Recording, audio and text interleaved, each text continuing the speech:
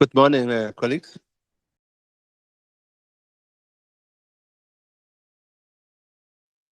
Good morning.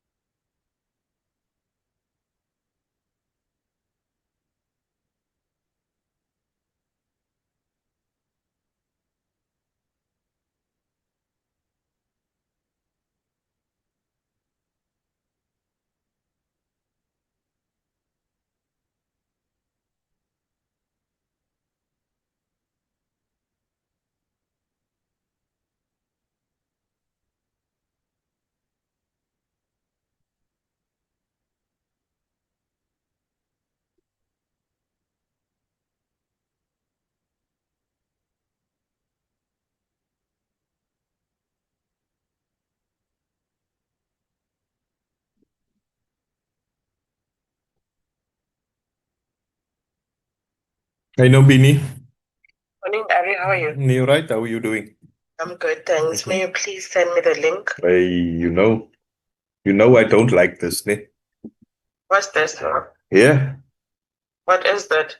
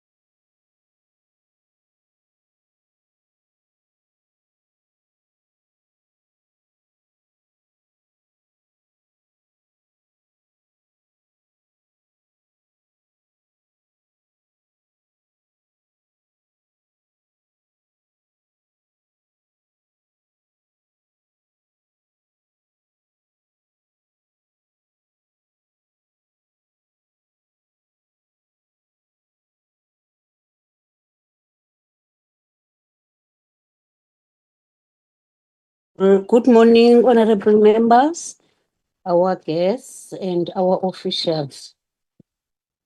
Morning. Good morning. Rico, can you indicate whether we Morning, can Chair. start our meeting or Not yet, Chair. not yet? Not yet, yeah. There's only 3 members thus far on the platform. And if we co-opt the DM, it's 4. So we actually need another one, Chair. Just to proceed with the meeting. If we do what? What I'm You can saying call is, up to me, I don't mind. yes, there are 3 members, full-time members currently, Chair. And with the DM, if we co-opt the DM, then it's 4, but we need 5. But I see Mayor San is coming online. Okay. Yeah, but no decisions can be taken at this stage, Chair. Okay. No, I understand if the quorum has not yet been reached. And then what we can do, you will indicate, ne? Sure, When Chair. can we start? Okay. Can I request members that have already joined and also our officials and guests to just give 2 minutes to 5 minutes and check the other ones? Where are the other honorable members? I don't know, Chair. Can we request you to check those ones that are attending at times? Because others might have joined other meetings. That's fine, Chair. Just 2 of them. 2 of them. Okay, thanks. I will just wait for those 2 seconds or 2 minutes, 5 minutes. But we can proceed now, Chair. I see Mr. Sikwambana from the EFF has joined us as well. So how many are we now? Sikwambana. Yeah. We can proceed, Chair. We can proceed now. Okay. Yeah, Sure. there, Thank you. Mr. Chabileng, Mr. Milam, they're Okay. coming on the platform as well. So we're fine, Chair. Okay.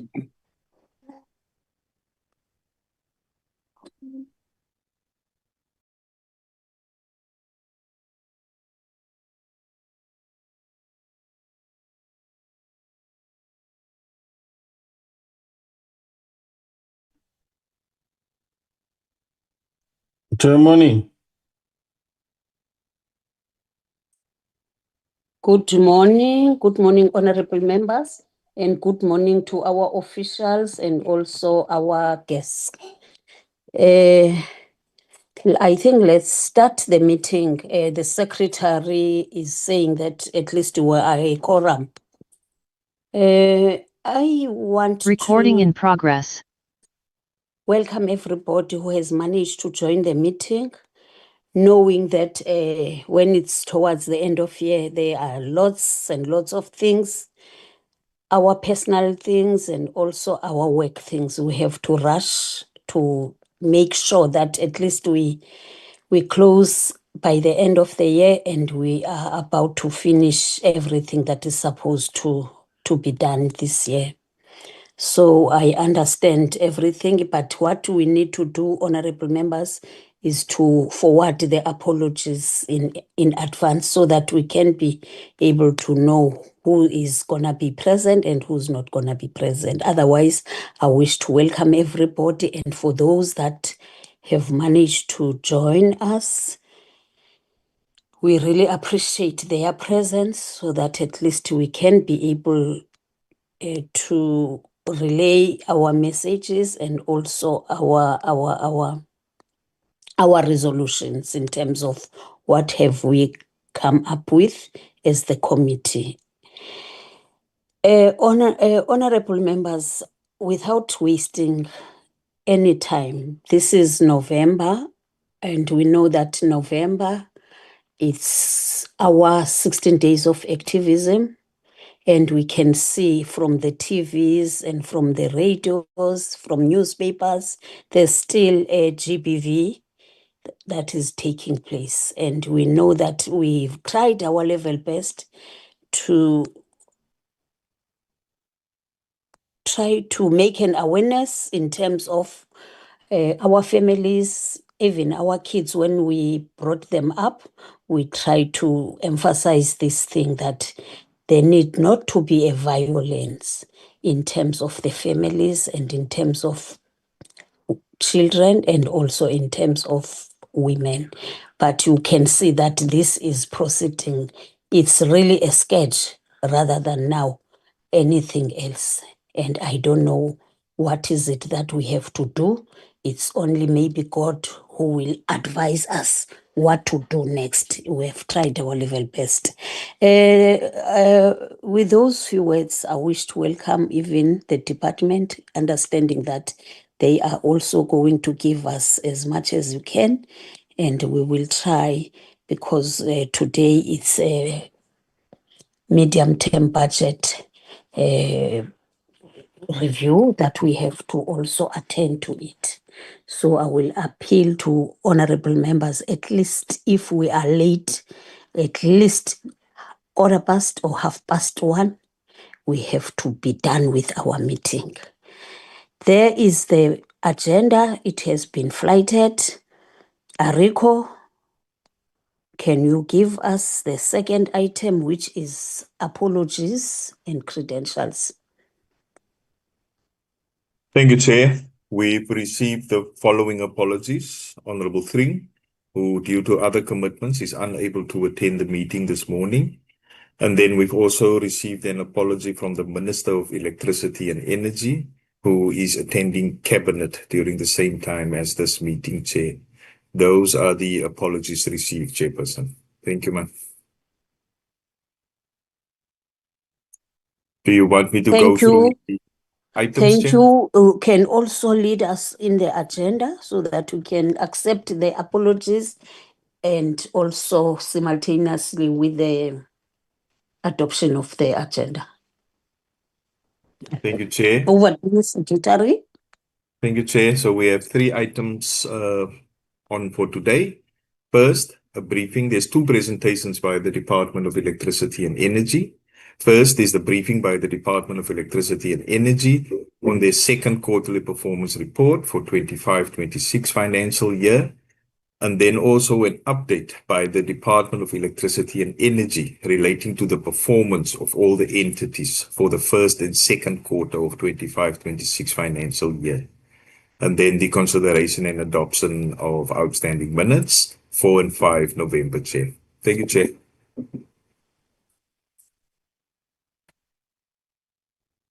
Thank you very much, Secretary. Can we request honorable members to accept the apologies and also adopt the agenda?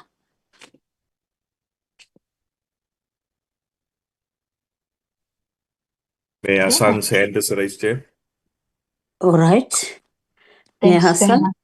Thanks very much, Chair. I'm happy to move for both the adoption of the agenda as presented as well as the acceptance of the apologies. Thank you. Thank you very much, Honorable Nkosi. Thank you very much, Chair. I'm happy also to second the adoption of the agenda and accept the apologies. Thank you. Thank you very much, honorable members.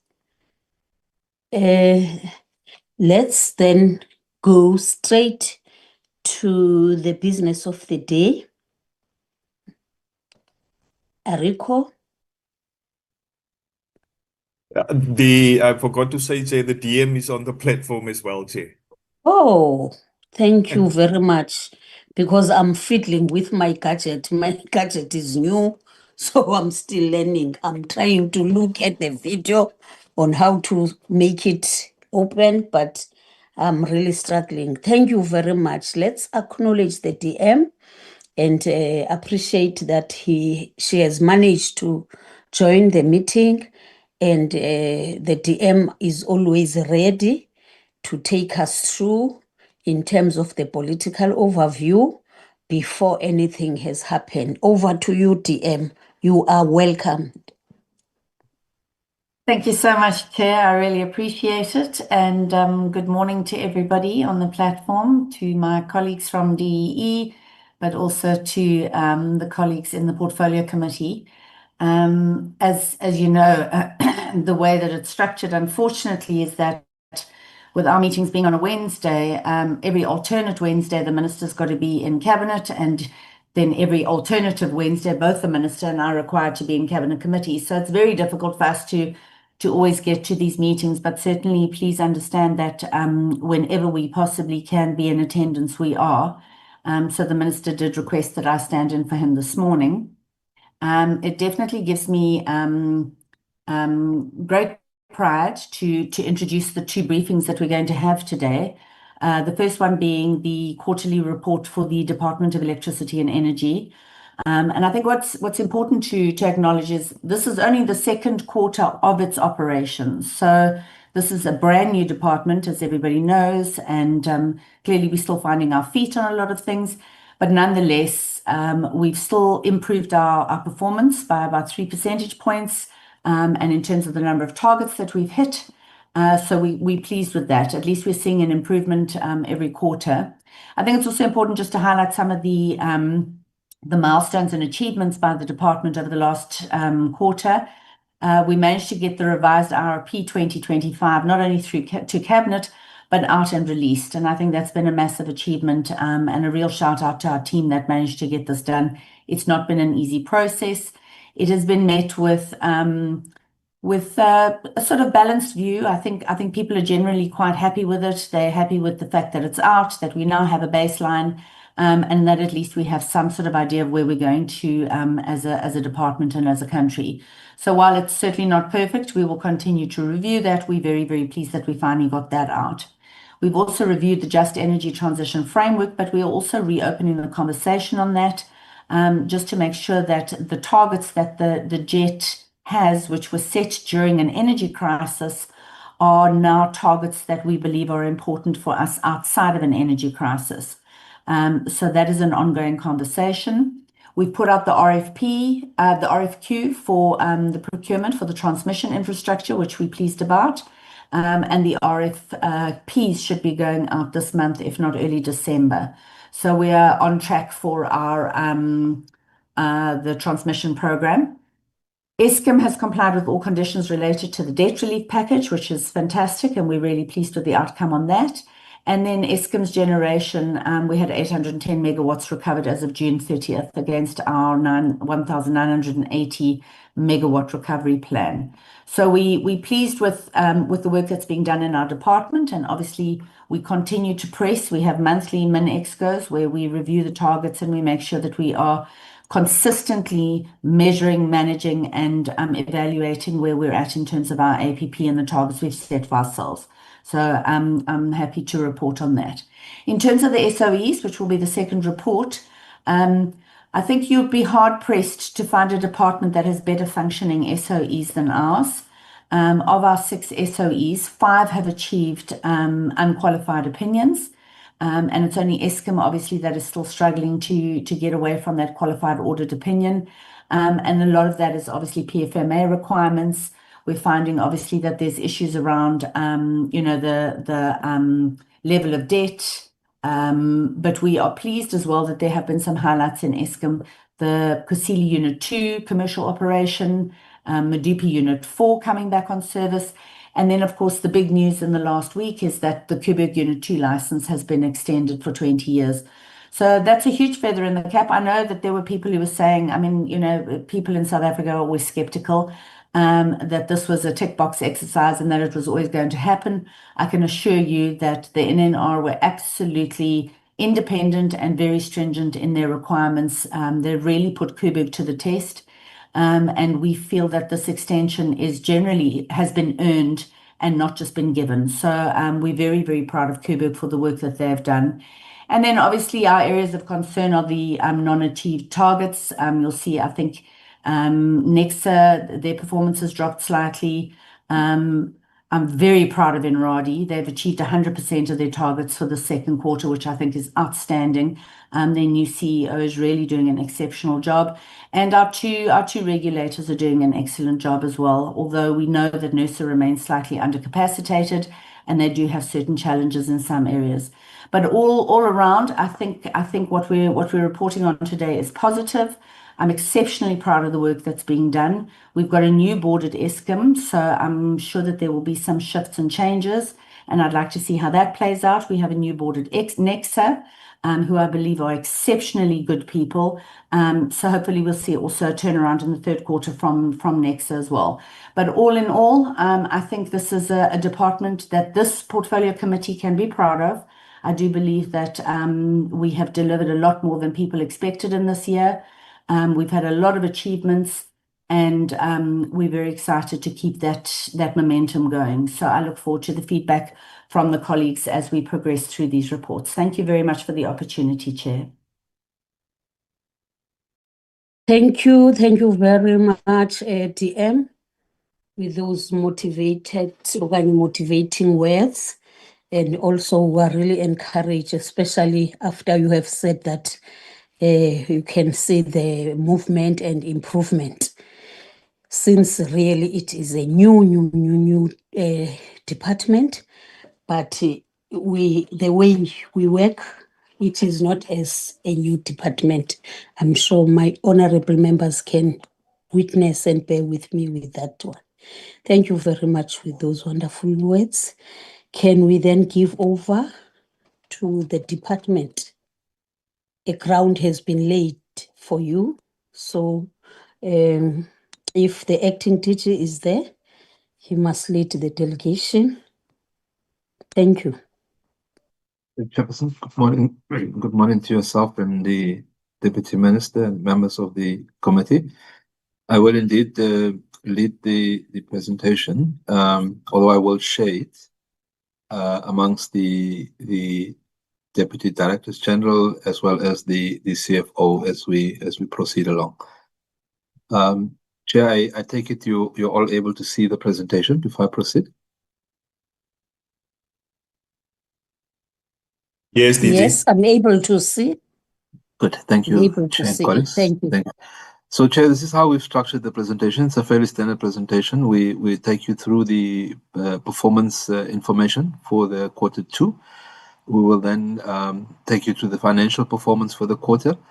And then we go into the detail of the performance. So in the first item, we presented at a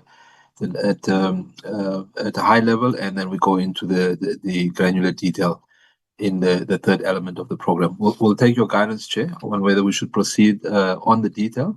The information is in the pack, but when we get there, we'll ask for your guidance. So, Chair, if I may proceed. Of course, the purpose of the briefing is to take the portfolio committee on board as part of our oversight responsibility towards the committee and to Parliament on our performance for quarter two. As the Deputy Minister has very eloquently indicated, we are in I've lost count of the days now, but we've entered into the third quarter of the first or the inaugural term of the Department of Energy and Electricity. Whilst we're grateful for the sentiments expressed by the DM, I think as an executive team, we remain we just trying to find the right words. I think we're not comfortable with the 68% performance. We do think that both the DM as well as the Minister have set the bar quite high. There is a great deal of goodwill. There's a great deal of confidence in the manner in which the energy sector has turned itself around under the leadership of our principals. And we need to substantiate that performance or that improvement by our performance as a department. So as DM has indicated, against quarter one, where we achieved 65%, that was 7 of the 13 targets. We landed in quarter two on 68%, so a marginal improvement against the total number of targets broken down as you have it there, 31 targets in all across the programs and branches. And that represents 21 of those achieved, which represents 68%. And unfortunately, the 10, which we'll get to the detail in a moment, of which which represents the 32%. So that is the aggregate performance for the quarter. Chair, then if I may proceed on the targets that have been achieved. The three targets under Program 1, the first of which was to 10 priority skills development programs to have been implemented, all 10 of which were implemented, which accounted for a total of 57 officials who participated. Now, these training programs or skills development programs are matched against the performance agreements. So in the performance plan, each of the employees identify what the weak areas are, where they require areas of training, and it's against that sort of scoping that we allow colleagues in the department to undertake these training. The Employment Equity Committee had since been established, and we have now been able to gear our systems appropriately, such that we have now recorded 100% payment on time of all invoices or valid and legitimate invoices submitted in Q2, totaling just under the 6 million mark. And then on Program 2, which is energy planning and policy development, 4 targets there. As the DMS indicated, the IRP has now been submitted and approved by Cabinet. It has since gone on to be promulgated. The Energy Commodities Flow Report was compiled as per the KPI, and that energy flow commodity flow report essentially informs the energy balance statistics report, which we publish annually, and we will do so at the end of the financial year. Similarly, the energy data was collected to inform the energy price, trade, and sector reports. Again, those reports, the quarterly targets are meant to build up to the end of year target, which is the publication of the actual full end year-end report. And then again, as the Deputy Mayor would have indicated, the Just Energy Transition Framework was reviewed, as was the target for the quarter. And then under Program 3, Chair, a total of 5 targets here. Stakeholder consultation on the strategy for repurposing the INEP, the Integrated National Electrification Program model, was held with stakeholders in September amongst various forums, but in particular in the JET Municipal Portfolio Committee. Then the monitoring and verification process reports on the implementation of grid electrification by municipalities had been generated, and then similarly the same monitoring and verification report for the areas under the ESCOM supply area or ESCOM distribution supply area. Those reports were indeed monitored, and the verification reports were produced. And then for the connections received between the period July to September, this is for the first half, Q2, just over 20,190 from the 46,632 being the total since or cumulative for quarters 1 and 2. And then the RFQ, again, as the DMS indicated, for the procurement of the 1,164 kilometers of transmission line was issued to market, in fact, ahead of time by a week. And the team is now evaluating the first responses in preparation for the issuance of the RFP. And of course, the work then continues at a parallel level to finalize the credit guarantee vehicle as part of what gets issued to market. And then the stakeholder engagements on the ADAM program, this is the Assets Management Program, was conducted. Then in the nuclear branch, Chair, a report on the implementation of Koeberg's long-term power plant long-term operations program was produced. The second report was the implementation of the multi-purpose reactor project plan. The target was to have produced the progress report that was undertaken or produced. And then the report on the establishment of the interim central storage facility, again, as part of the oversight work on the entities executing this project. In the instance of the multi-purpose reactor, of course, NAXA, and then in the latter instance, Erwadi. Chair, and then on the state-owned entities branch, 2 reports on the negotiations for the shareholder complex was undertaken, and as well as the 2 reports on the strategic intent statements were produced. Maybe just for context, the strategic intent statements is almost the framework that will underpin eventually the shareholder complex. And of course, the strategic intent statements are issued, and then on the basis of those, the shareholder complex are produced. And both of those targets were attended to. And then, of course, we produced the 6 quarterly performance reports of the SOEs. Receive them and assess them, and we will present that separately in part 2 of this morning's agenda. And then the report on Eskom's compliance on the debt relief conditions was produced. As the DM has indicated, Eskom has met all of its conditions, and the National Treasury has signed off to that effect. Then the report on Eskom's restructuring process was produced. And then finally, a report on the implementation of the generation recovery plan was produced. Again, the figures there, DMS made reference to 810 megawatts recovered as of the 30th of June against the recovery plan's target of 1,980 megawatts. Then, Chair, unfortunate, the low end of the presentation are the 10 targets that were not achieved. In the energy planning and policy development, the delays in the processing of the Nuclear Energy Act Amendment Bill. There was a lot of to and fro between ourselves and OXLA. This is the Office of the Chief State Law Advisors at Justice, on the formulation and the language in the bill. And unfortunately, that meant that we were not able to process through Cabinet timelessly.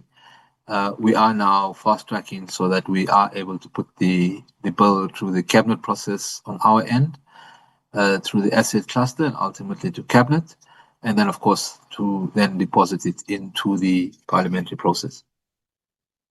The next target, again, in the energy planning and policy development branch, the collection of primary data sets and metadata to inform the draft IEP was not finalized. And this does, of course, mean that we're still behind on this target.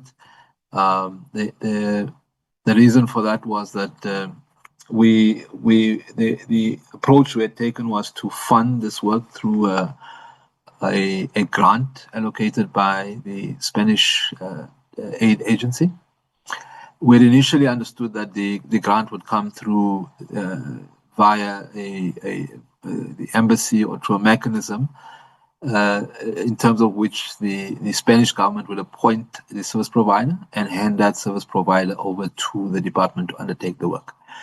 The delay was occasioned by the fact that there's now the requirement is that we meaning the department, contract directly with the service provider, and we're having to clarify and engage further with the Spanish embassy, because that, of course, does mean that we have to go a different process to ask for or acquire a deviation from normal procurement process. And the other challenge, of course, is that whereas we are to account for the resources allocated to the service provider, we don't actually transact on the resources. So that's something we need to clear out before we can do the actual contracting. And that process, as part of the corrective measures outlined there, is that we will then proceed to urgently finalize that engagement with the Spanish colleagues, the embassy officials, and the aid agency, so that we can get going on the IRP. Of course, now that we've put the IRP behind us, this now becomes the centerpiece in terms of our policy work that we must produce as a department. So I'm sure for members of the committee, it will create a great deal of anxiety that this is delayed, and I can assure you that we will make every effort to get that back on track. The gas master plan similarly is delayed. We initially produced the gas master plan and it was en route to NEDLAC. And then there was a view that before we deposit it into the NEDLAC process, that we appoint an independent panel from industry and the large gas users to essentially stress test the gas master plan. The panel has since been appointed. We are going through that process of reviewing the gas master plan. It does, however, mean that we then would have delayed the NEDLAC process and ultimately it's stabling through the cabinet process. So we will bring conclude that work, take the gas master plan back to NEDLAC with the benefit of the inputs from industry. And we think that should lay a much smoother path of approval through NEDLAC and ultimately through the cabinet system. The panel review is expected to take up to 3 months. So we should be the fourth quarter back in the cabinet process. Then on still on energy, or rather on energy programs and projects. Chair, I think maybe just to preamble this by saying we are now in the point that the DM made in terms of the operationalization of the department in Q1. We are now seeing the effects of some of the delays, and I'll explain that. So the first target that we could not achieve is the 3,000 additional households with the non-grid electrification technologies. That target was not met. The reason for that is that the appointments of the service provider was finalized at the end, only at the end of Q2, because we had to use Q1 to appoint the committee, train the committee. This is now in reference to the supply chain management committees, including the BSCs, the BEC, and the BAC, and that took up the better part of Q1, which meant that we only went out to market and still are in the process of finalizing that appointment. And of course, the 3,000 it's not been met.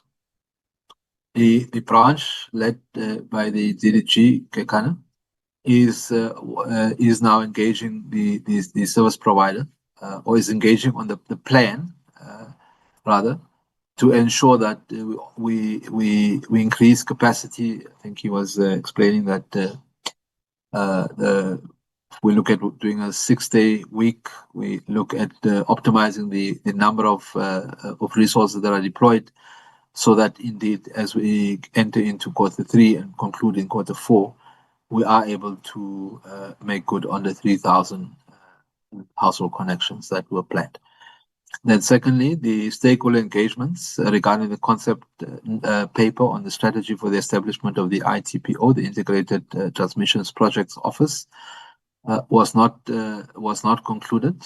I think it says that due to urgent grid constraints. I think that was a misuse of words.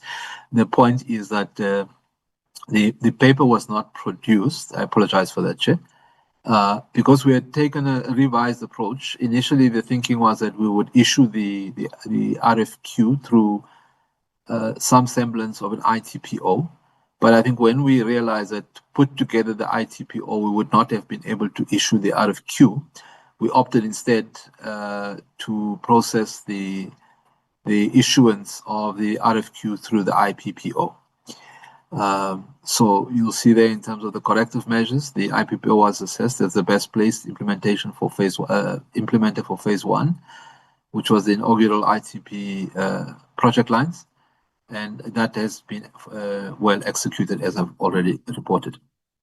And then the assessment after the completion of the maiden ITP program will be done to inform whether we still pursue the optionality of an independent ITPO, or whether we focus on execution of the actual projects rather than to be engaged in the process of setting up a structure. Now, I should just pause for a moment, Chair, to explain that you will recall the IPPO, the Independent Power Producers Office, Procurement Office, there was a finding by the AG that we need to move with speed to determine the institutional locus of the structure.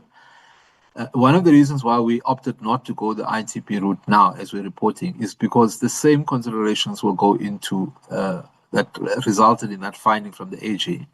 Those same set of considerations will go into if we were to create an ITPO along the lines of the IPPO. So the thinking now is that as we determine the location of the IPPO, that we consolidate that work and we proceed to essentially develop one procurement structure vehicle for energy infrastructure, whether we call it the IPPO or the Energy Infrastructure Procurement Office, but that ultimately we're capacitated to deal with both procurement for generation and transmission, and of course, over a period of time when we get to that point, possibly also for distribution infrastructure.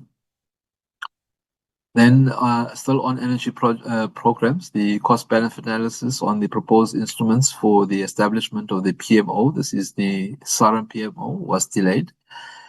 We delayed it because we had again reconsidered where we locate the PMO. Again, in relation to the IPPO, we did think that because of the work that they do around the renewable program, that it would have made it was more sensible to locate it within the IPPO, over which we have direct line of sight and control, so that we can take direct responsibility to ensure that the outcomes of SARAM are achieved.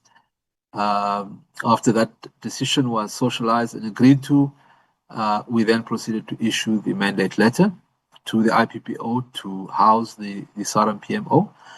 And we are now in the process of setting up the mechanisms and the operationalization of the PMO located in the IPPO. And then I've dealt with the corrective measure there. And then the last target is the stakeholder mapping and consultation on the green hydrogen. Standards initiated. The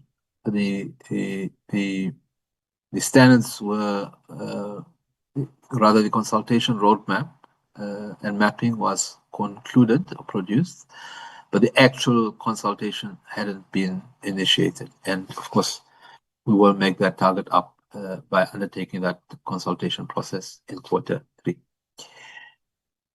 And then still on energy programs and projects, 39 project sites were inspected against a target of 40. This is on the energy efficiency sites. A total of 0.089 terawatt hours of savings were observed and reported.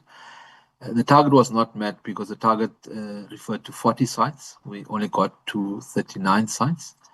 Although the 40th site was assessed, it was assessed outside of the period, and so we missed the target by the one site.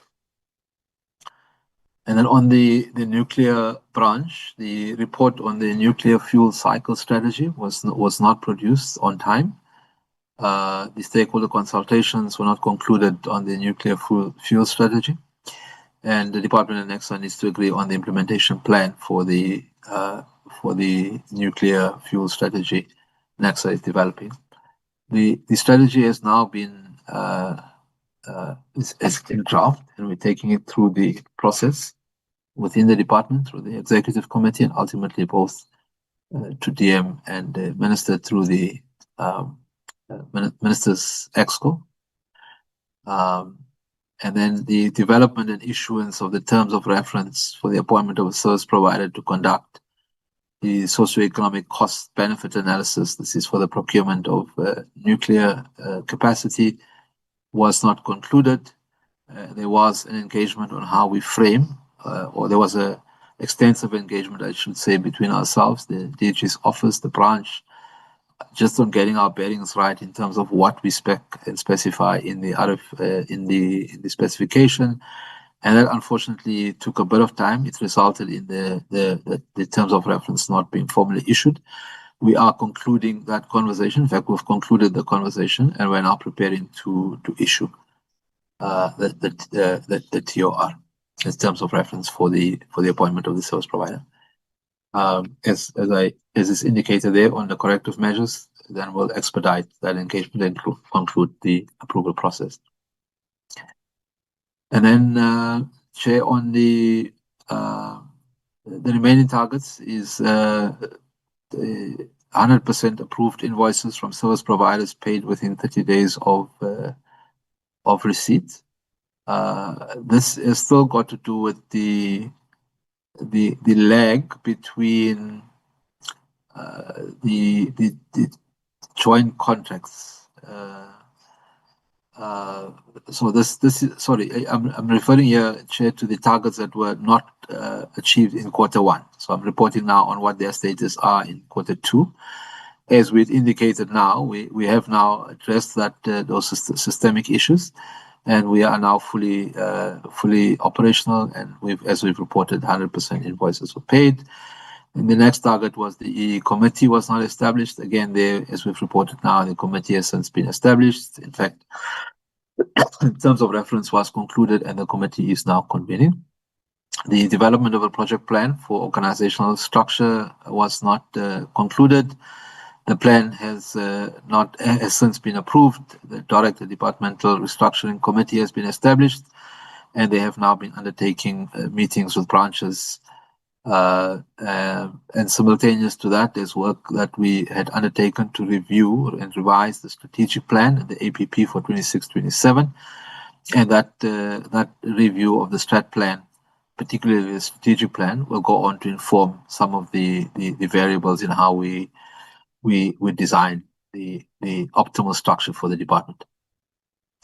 Then the other target was the finalization of the energy production and consumption report. This target has still not been achieved, as we've reported. There were delays again here on finalizing the governance arrangements for the technical support partner, and we will conclude that work. We'll continue to finalize that work in Q3. And then, as reported, the appointment of service providers for grid connections. The service provider has since been appointed, but as we reported on Q3, the target for the quarter, Q1 was to appoint the service provider, and we've now caught that up, but we've missed the target for Q3, which was the 3,000 connections, as we've reported. Then finally, Chair, the last two, the establishment of a steering committee for the development of the cost benefit. This is the nuclear socioeconomic cost benefit analysis report. This target, as I've just reported, is still not achieved. We are now expediting that process. And then the final one, 6 quarterly reports were assessed. Okay, so again, sorry, I just lost my thought. There's six reports that were meant to be processed in Q1. Only 5 of the 6 were produced on time. We have since concluded the 6th one, and we've now caught up in Q2 as reported. All 6 were timelessly received, assessed, and report compiled to substantiate the performance. Chair, that's the summary of the performance tables, performance indicators rather. With your permission, Chair, I'll ask the CFO to run us through the financial performance information, and then we'll conclude with the detail per branch on the performance information once more. Chairperson, with your permission, if I may ask the Acting Chief Financial Officer to take us through the financial performance for the quarter. CFO?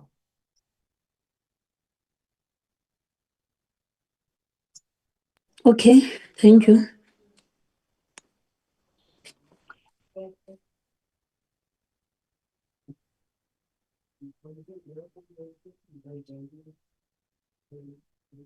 CFO, are you with us? Yeah, apologies, my mic was just glitching. Good morning to the honorable members. Good morning, DM. And thank you, Chair. So I will be taking the members through the financial performance for the quarter. As you're all aware, the department has been allocated a budget of around 6.7 billion for this current financial year. 358 million of that being for compensation of employees, goods and services. We've budgeted around 514 million. And then we have transfers and subsidies sitting at around 5.7 billion. And then for payments for capital assets, around 4.8 million. If you look at the spending year to date on the overall budget, we've spent 50% of that budget year to date. And if you look at the compensation of employees, we've spent around 43.7% of that budget. We do have some vacancies, key vacancies within the department that we have advertised. So we do expect to see an increase once we have filled those vacancies, but currently we're 43. Services, we are sitting on 9.8% of that budget having been spent. And then on the transfers and subsidies, we are sitting on 54.1%. Payments for capital assets, we are on 3.2. And if you can just look at if you look at the table, you see we've highlighted goods and services as areas where we are underspending, and also on the payments for capital assets as areas where we are underspending. Compensation on employees, although we are having vacancies, we are reasonably okay with that percentage in terms of spending. And in the transfers and subsidies, we are also on track in aligning our transfers to what has been approved by the National Treasury, and as well as what we have contracted with the municipalities and entities. Next slide, please.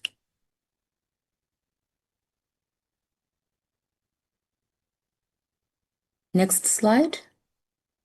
Unless if the delay is on my side. Okay, I'll speak to the next slide because I think maybe the delay is on my side. On the next slide, we're just analyzing. For some reason, it's not moving on my side as well. Okay. Okay, there we go. All right, okay.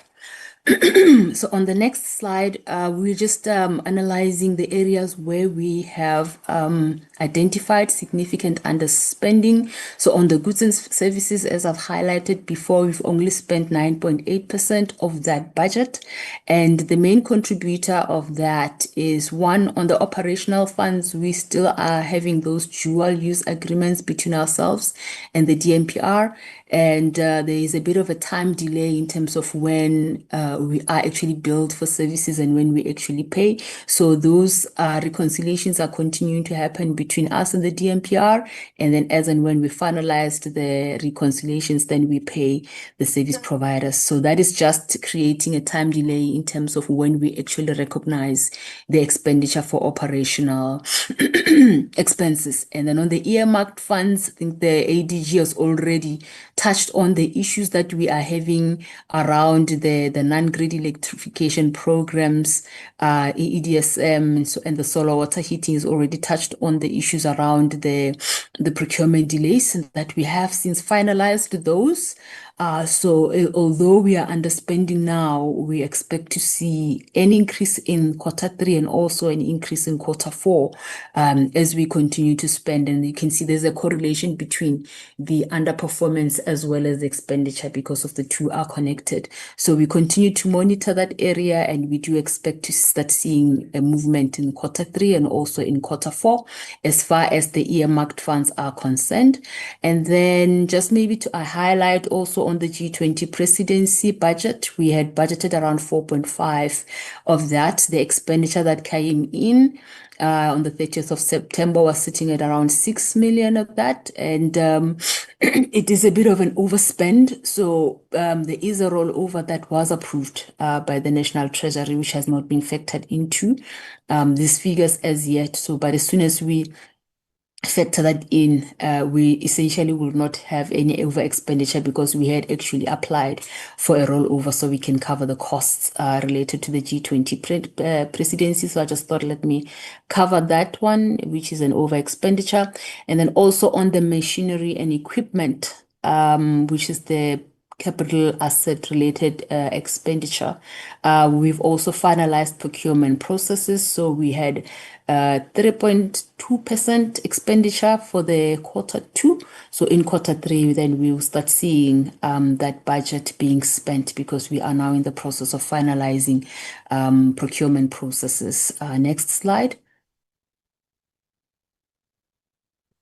Yeah, in terms of the next slide here, we're just showing you exactly the in terms of the programs where the variances are and how much each program, has spent.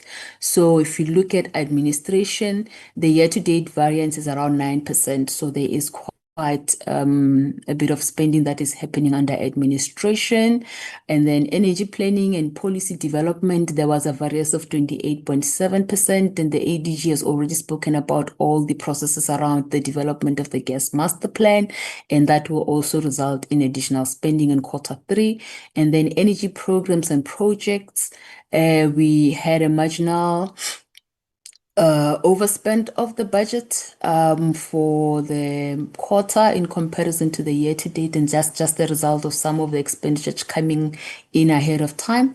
But we're not very concerned about overspending in general at the end of financial year. When it comes to programs and projects, that's also the area where we still have a bit of spending delays when it comes to the programs that we still need to catch up. So we are not concerned about overspending in that area. On the nuclear energy and regulation management, we had a variance of 18.6%. And there as well, the ADG has also covered the structures that are in the process of being established, and also the work that needs to be done around the socio-economic study around the nuclear procurement. So that will pick up in the quarter 3 as well. And then the state-owned company support, there was a 57.2. And just in this area, in terms of our analysis, we have actually identified savings that can be redirected elsewhere. And we are actually planning to redirect the savings in this area towards the refreshment of our ICT infrastructure, because of we do have a severely outdated IT infrastructure, and we need to do an overhaul and a refresh of that. I think that is my last slide. ADG, I'll hand over to you. Thank you so much. Thank you very much, CFO.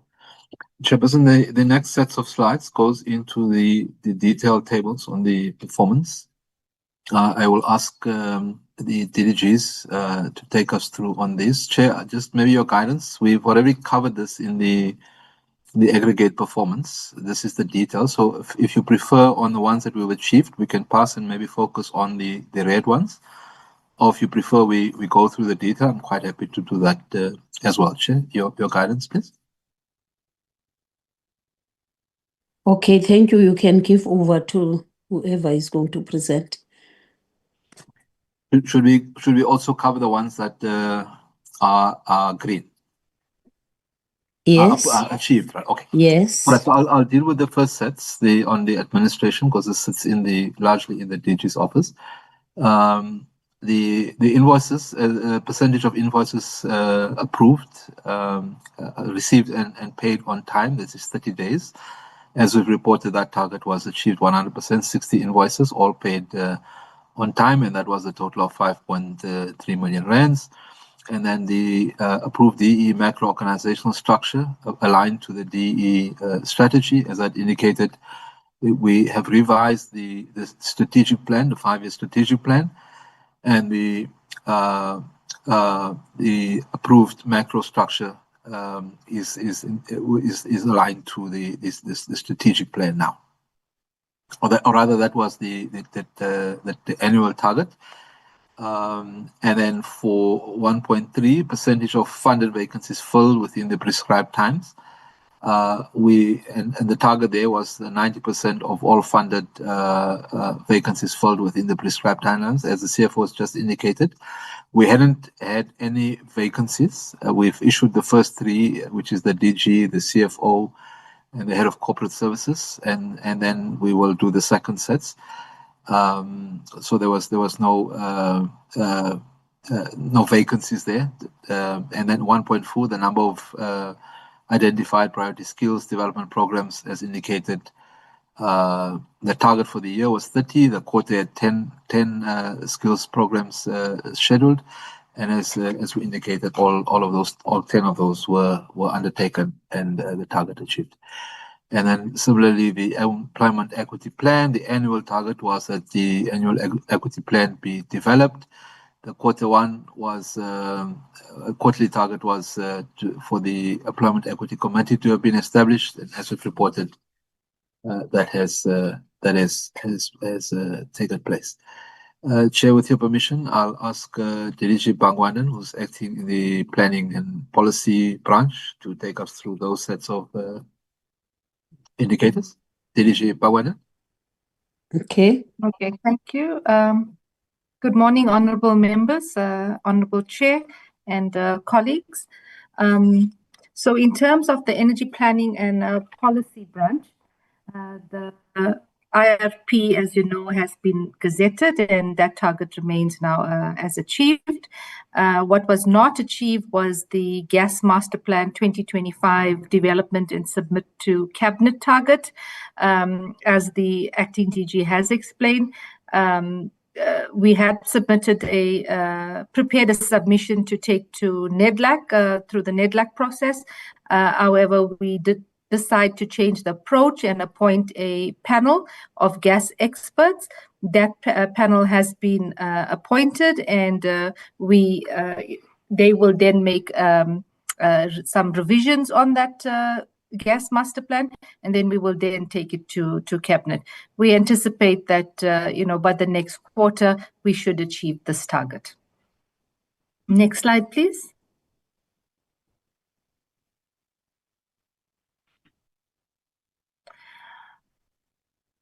Okay, in terms of the integrated energy plan that needs to be at a draft by the end of the financial year, the ADG had also explained, the reasons around the contracting and the difficulties and challenges that we are experiencing in putting the contract together with the supplier and the Spanish embassy. However, work is continuing at SANEDI, where we are collecting data, the data sets, the metadata. But from an auditing perspective, we also needed to have now a contract with SANEDI. We continued our work with SANEDI based on the premise that they are a state-owned entity with us, and we didn't require this contract. However, the auditors feel that we need a contract in place, and so we are busy doing that as well. Then there was no target on the National Energy Forecasting and Data Management System upgrade for this quarter. And then on the energy balance statistic report that needs to be published, the commodity flows were compiled and that target was achieved. The next target is data collection for the energy statistics reports that need to be published. That target was achieved. In terms of the Nuclear Energy Act Amendment Bill, that needs to be taken to Cabinet, and we need to have a NEDLAC report on the draft bill. However, we did make a submission to OSLA, and OSLA had submitted a number of concerns. We then needed to have further consultations to close out those opinions that were sent to us, as well as we needed to undertake further desktop research. So that has been completed, and we have made a submission now to the ESIED cluster. In terms of the JET framework that has been reviewed, we did put a draft JET framework in place, and we have taken it to EXCO, and that target now has been achieved.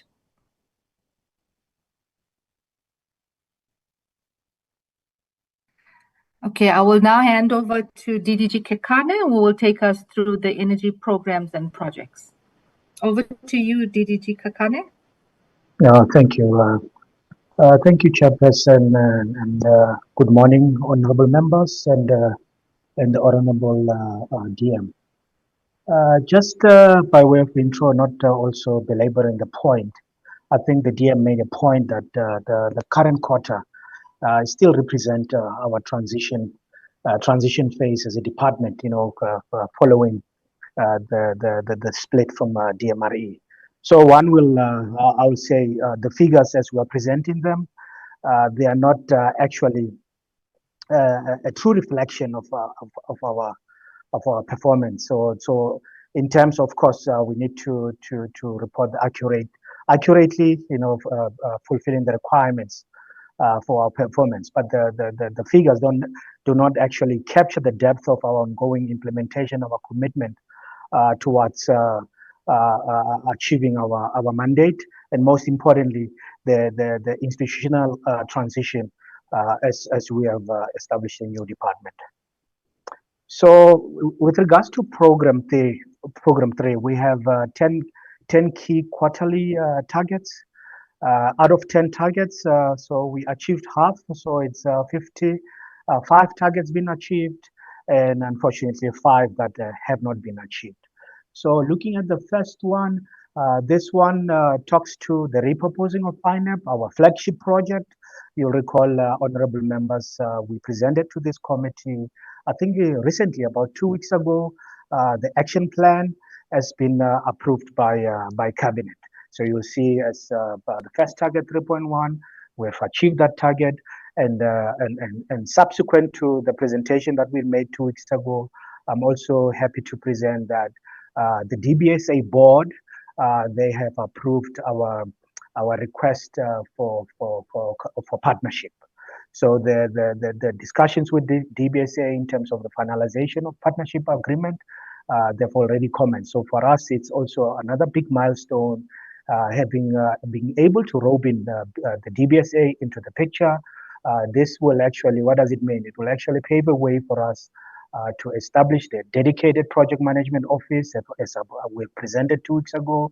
And at the same time, the DBSA, with their depth of knowledge in funding, they will also help us to develop the much awaited funding model or the funding structure, of which, as we have committed at the department, will come back in the next quarter, where we will present the fully fledged funding model. So under 3.2, the next target, again, this talks to the electrification program that is currently, we are currently rolling out. So we have managed to provide electrification to 46,000 households in the last quarter. So next slide, please.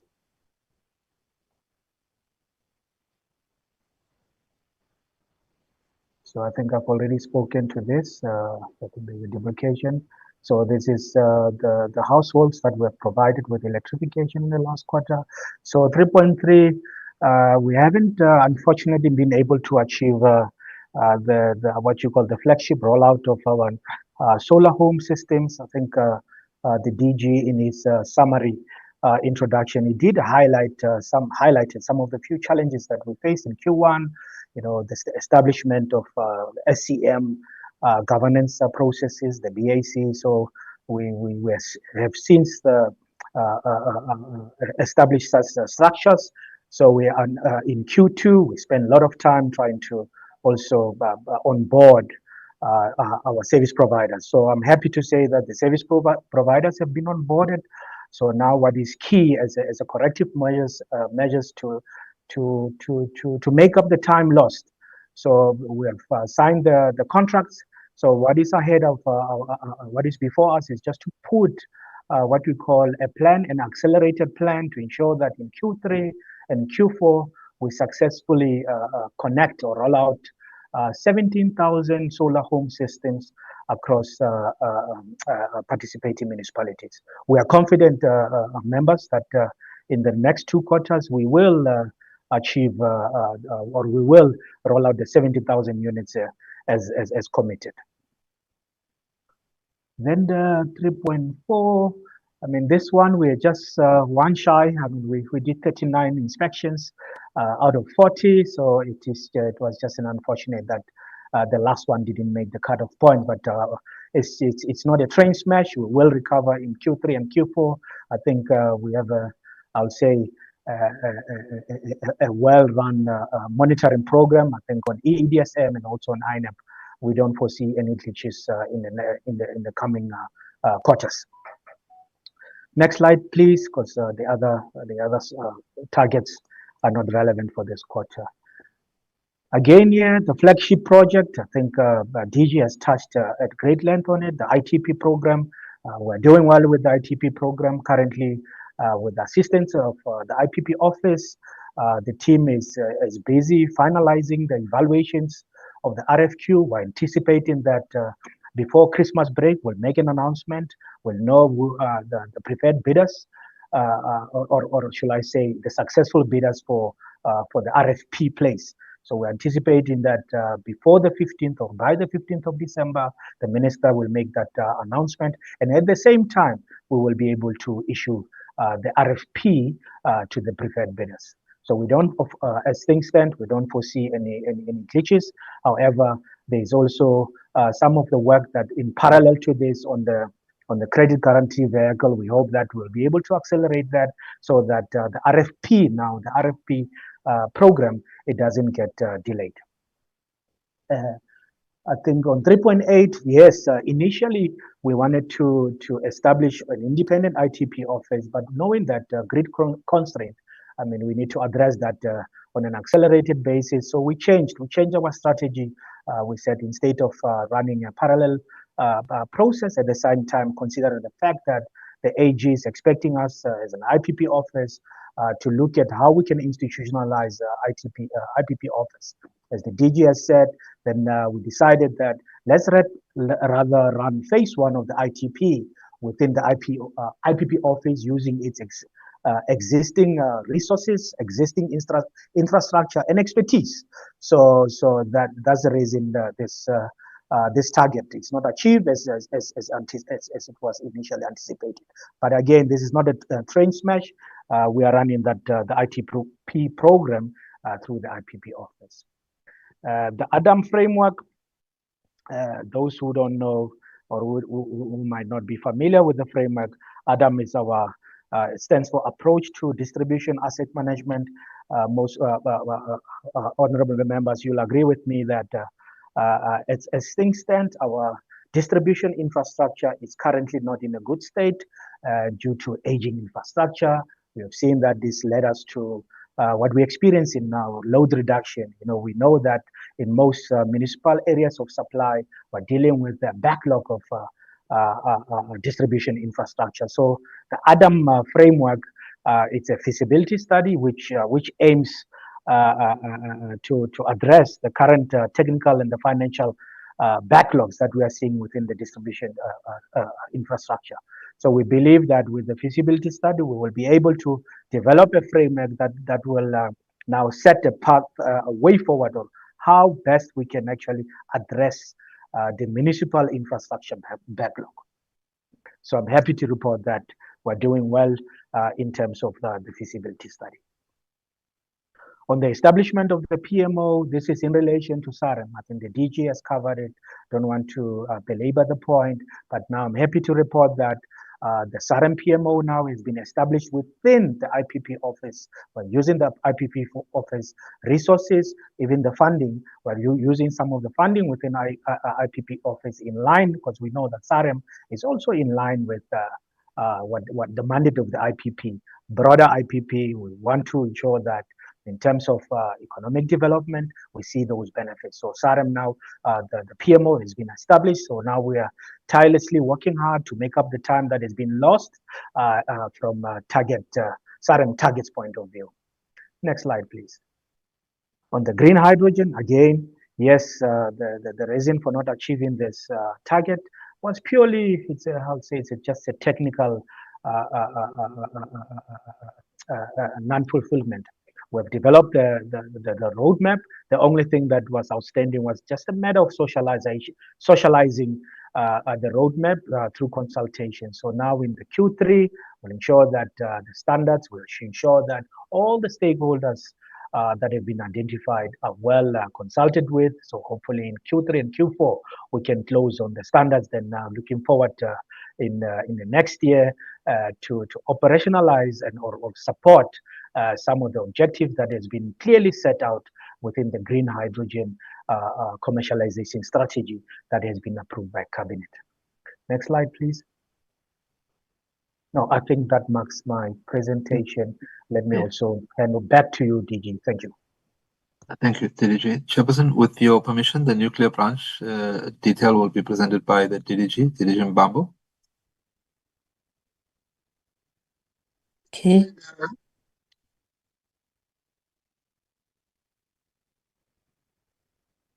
DDG Mbambo. Thank you very much, DG, and good morning, Honorable Chairperson and honorable members and the colleagues in the meeting. I will take you through the Nuclear Energy Regulation and Management Branch performance. The focus in terms of the target of 4.1 is the nuclear fuel strategy produced report. This was not achieved. Mainly, the focus here is that we are working to re-establish the full nuclear fuel cycle industry in South Africa, looking both the front end and the back end of the nuclear fuel cycle. And this work is led by NECSA, which is producing this strategy. And as a department, we are then in consultation with NECSA to make sure that we are aligned in terms of the roll-up and re-establishment of this industry, also taking into account other stakeholders. And the roadmap has been established, and as the DG has eloquently reported that this is now going through consultation in the department. In fact, on Monday, it was presented to the executive committee of the department, and it was endorsed. It's now going forward to be presented to the MINEXCO, which is a structure for the minister and the executives and the deputy minister, to ensure that it gets an alignment and an endorsement. And if that is then achieved, then we are then able to move forward with this nuclear fuel strategy. The next one is also the DG has covered. This one is regarding the socio-economic and the cost-benefit analysis report for procurement of up to 10 gigawatts of nuclear set out in the revised, the IRP that's been approved. Honorable members, you would note the IRP is very clear in terms of how we are proceeding with the nuclear. There is a requirement that we must deploy the 5.2 gigawatts by 2039, and also looking into the establishment of the nuclear industrialization plan to justify the 10 gigs to re-establish the full nuclear complex, and that is in line with this socio-economic and cost-benefit study. We have now concluded internal discussions, as the DG has reported. We are now in a position to then start engaging the market in terms of the terms of reference to conduct this socio-economic impact report or study. Then on the next one, 4.3, honorable members, this one is about the monitoring of the Quebec long-term operation.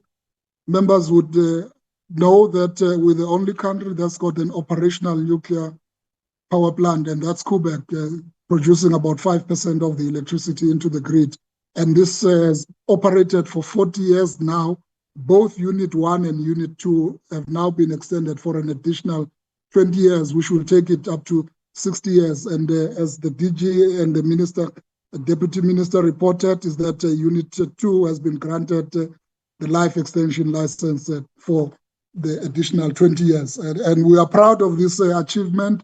As South Africa, we are the only country in the continent that's got this nuclear power plant, and going forward to extend it, it borders well for us to then move into the nuclear new build to demonstrate that we have the pedigree in South Africa and we have the capability to deal with such a complex infrastructure. Then the next one is around the monitoring of the implementation of the multi-purpose reactor. Honorable members, you would note the members visited NEXA, and we've got the Safari Research Reactor that celebrated the 60th anniversary. But going forward, we need to make sure that we can remain competitive in the nuclear space, and the multi-purpose reactor then position us as a new project that will enable us to continue beyond the Safari life extension by 2030, to make sure that we support or complement the Safari research reactor in terms of being the leader in the production of radioisotopes and our research capability. And then the multi-purpose reactor then fit us well to make sure that we remain in that competitive advantage. And that report was produced, it was achieved, honorable members. And then the next one is around the establishment of the Central Interim Storage Facility. And that's to ensure that we've got a long-term sustainable solution for spent fuel. And this project is undertaken by the NRADI as the implementing agency, and the department is providing the oversight, and this has been achieved. The project is at an advanced stage in terms of the feasibility studies, and honorable members would note that NRADI has also been granted a license to operate the Valput, and this project then borders well for NRADI to make sure that as a country we've got a sustainable long-term solution for management of radioactive waste.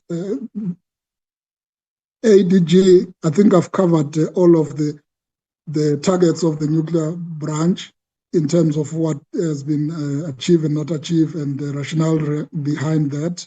I'd like to thank you and hand back to you, ADG. Thank you, Chairperson. The last set is from the State-Owned Companies Support Services Branch, and I'll once more ask DDG Bangwanan, Dr. Bangwanan, to lead us on this one. DDG? Okay, thank you, ADG.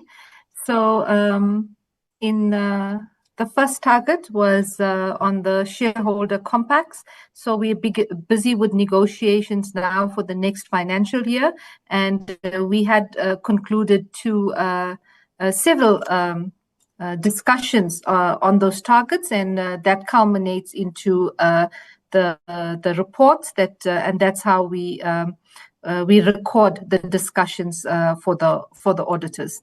So that was completed. And then the second target was to produce the strategic intent statements. The strategic intent statements was last given to the two companies, Nexa and Eskom, by previous ministers. And so the incoming minister had to issue 2 new statements, and those were then signed off and issued to the company. That then sets the vision, mission, and their shareholder compacts. In terms of the SOE annual performance plans, these were reviewed. These will be reviewed in this quarter. Next slide. All right. And then we also achieved 6 quarterly performance reports for those 6 entities that was assessed and completed and signed off. We also completed the assessment on the Eskom debt relief package, and I will be giving feedback in my next presentation. And then the corporate plans, those were done in Q1, and so we will only be doing them now for the next financial year.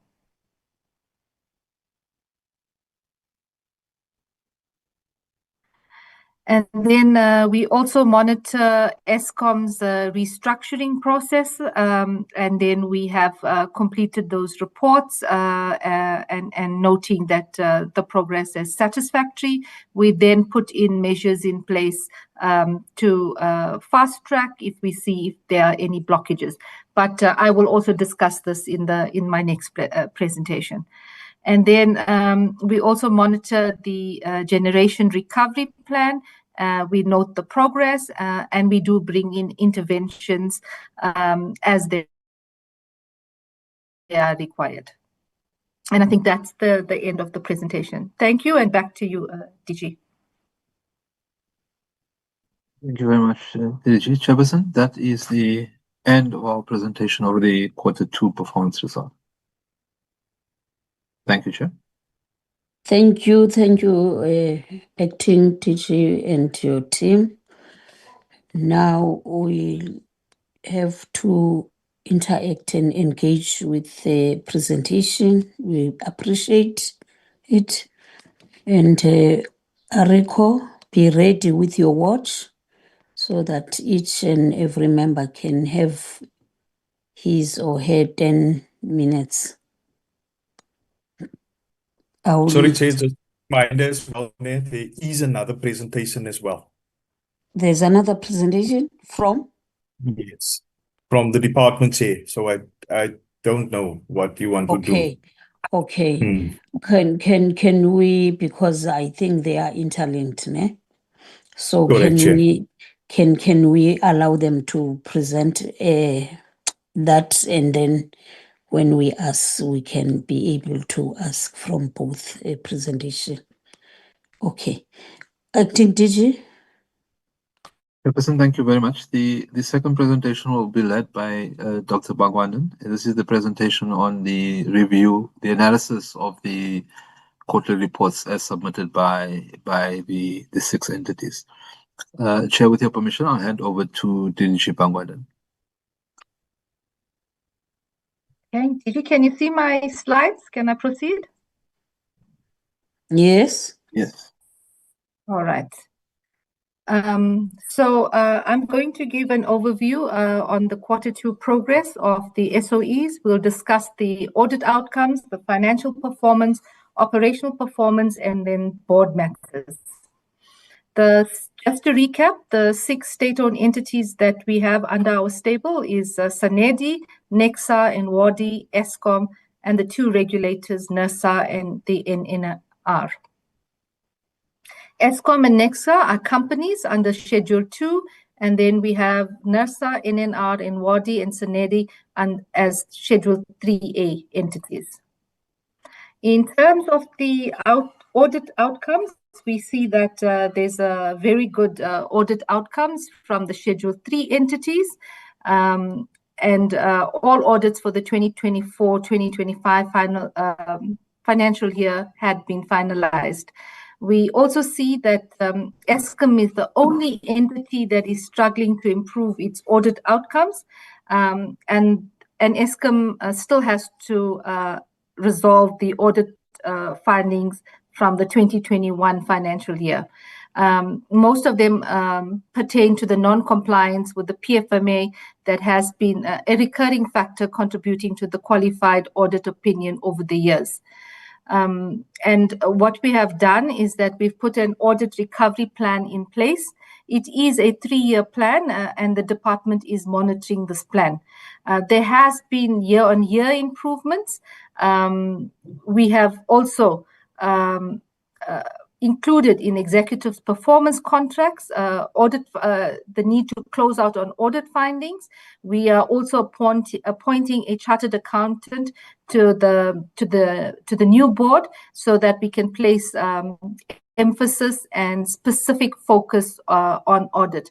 So largely, we have focused on the turnaround of Eskom on the operational and financial matters.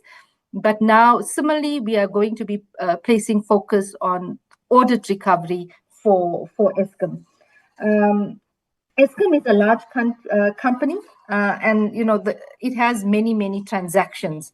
The issue is mainly been the irregular transactions that 2021 years. And what we need to now look at is the trend of new irregular transactions. 2024 financial year, we had 5 billion rand, and in the 2025 financial year, 1.5 billion rand. So we see that the trend is in the right direction. And, it does take a bit of time to close out on the legacy transactions. But similar to the generation recovery and financial recovery plans, we will be focusing on this audit plan. Also, Eskom released its results earlier this year, and last year they had released their results in December, which gave them a short time to prepare for the audit. But this year they have an additional 3 months, and we think that there's going to be a better performance. Nexa has also managed to improve its audit outcomes over the years. You see in 2021-22, they had a disclaimer. 22-23, they were qualified. And then in 23-24 financial year, and then the 24-25 financial year, it's unqualified. So all three SOEs have demonstrated good performance over the years. I'm now going to go specifically into Eskom, and we're going to look at the Q2 performance. Eskom's performance against the shareholder compact has been unsatisfactory.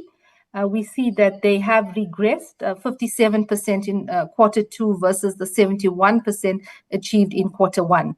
The non-achieved targets relate mainly to operations, municipal payment levels, investigations, not closing out those investigations on time, industrialization, which is the R&D targets, as well as achieving 80% BE on the suppliers and contracts, and then repowering and repurposing of stations.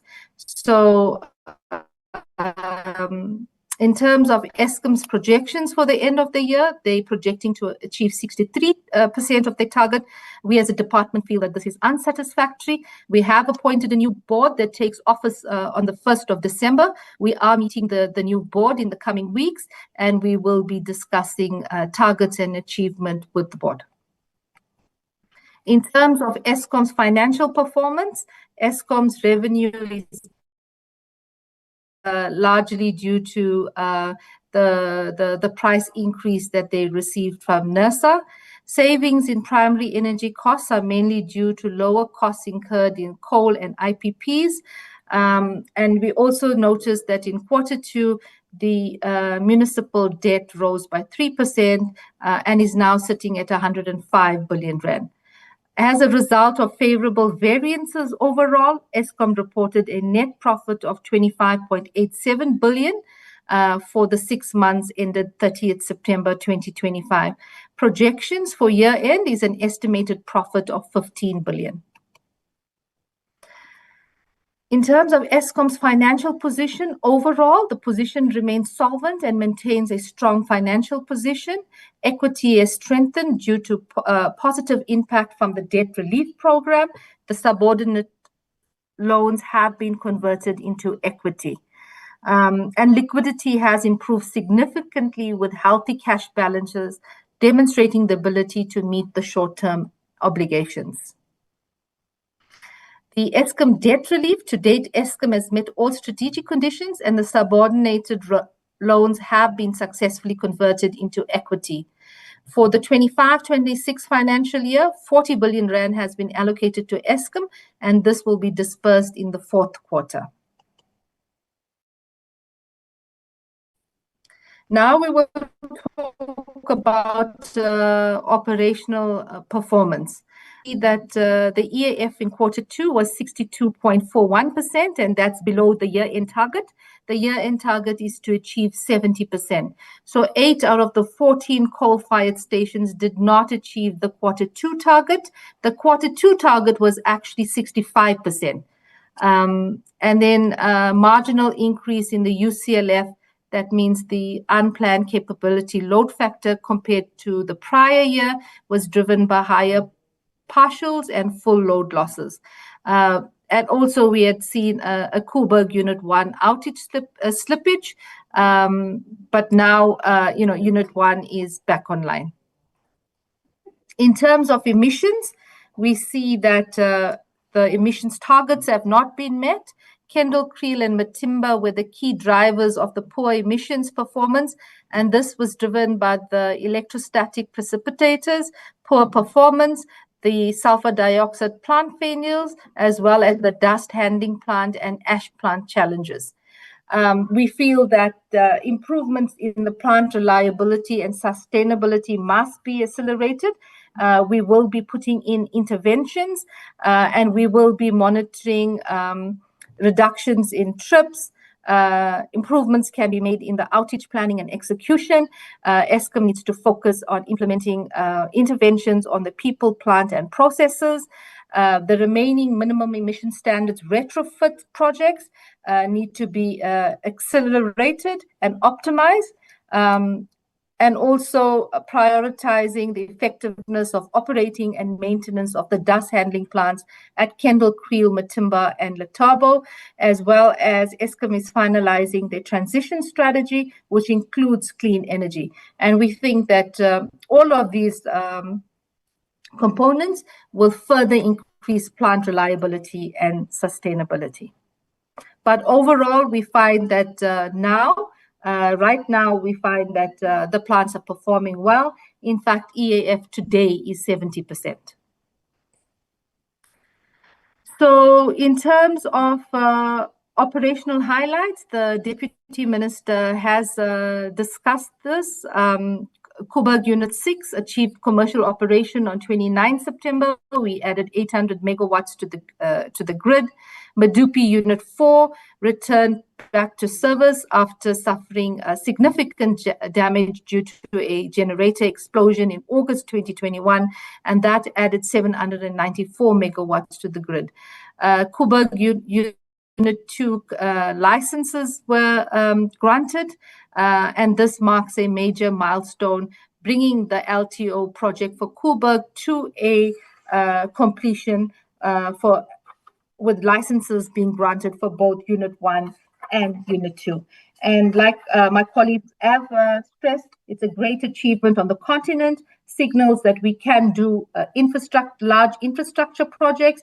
We have the competencies to carry out such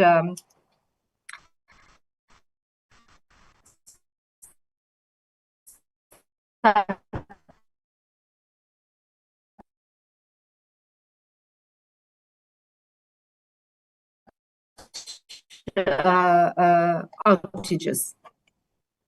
See that our SAIDI and our site targets, and these refer to that utilities use to measure network performance. In terms of the National Transmission Company of South Africa, we see that they are also performing quite well. Transmission lines installed was 146.3 kilometers, better than the performance of last year, which was 75.8 kilometers. In terms of transformer capacities installed, NTCSA again did quite well with a capacity of 1,500 MVA versus last year Q2, which was 200 MVA. So both exceeded the shareholder compact target. Unfortunately, we see in the system minutes lost less than 1 minute that we saw a deterioration in Q2, and that was due to large interruptions. What was experienced was an end-of-life protection scheme failure, as well as failures to the circuit breaker. However, for the year-end target, which is 4, they are still within their target. Repowering and repurposing is something that the department also focuses on. We have ensured that we've decoupled the shutdown dates from the strategy of repowering and repurposing, and we watch this progress and we make interventions immediately so that there's no regression. In Q2, delays were experienced on the construction of BEST projects at Skapvlei, Kraftwater, and Pallishevel sites because of the subcontractor. The subcontractor experienced financial constraints. This matter was then escalated to the executive level for resolution, and interventions are being put now in terms of procurement and contractor management processes. So we're bringing this back on track. Then the establishment of the copper recycling plant also experienced some troubles in the Q2, where the business case was not approved, as well as there was challenges in finalizing the procurement process. This target was not met. However, this has now been expedited. The business case has since been approved, and a service provider, they are already in the market now looking for a service provider. So the RFQ has been put out to market. Here on the copper recycling plant as well, we also envisage building the CFBC plant, which is the circularized fluidized bed coal plant. It's a demonstration plant as per the IRP, and we're looking at bringing that in Komati. So what happened in this copper recycling plant was that we had specified in the shareholder compact a specific tonnage, and that was going to come from all 9 units. Now we are doing assessments. So we would, for the CFBC plant. And so what we're going to do now is look at plants 4 to 9 to bring that back online as demonstration plants. And so the copper recycling will only then come from components from unit 1 to 3. And that is now at an early stage of research, and the research teams are then scoping out how to do the CFBC project. This will then reduce emissions from coal. It will be our pilot and demonstration plant for this new technology. So Komati Training Center, the training center refurbished contract was pending in Q2, but fast forward now, that contract had been put out and has been awarded, and the project is going to be completed by March 2026. In terms of the horticulture facility at Krootvlei, the civil works for the 0.5 hectare greenhouse is completed. The greenhouse structure is 100% completed. Technical area construction work has commenced, and this will be completed by 30th November 2025. Chairperson, 15 students will be trained per quarter. And so for the year, we're looking at 60 people that will be trained. And the mayor has also agreed that after the training, he will make land available where they can continue their entrepreneurship work. In terms of Nexa,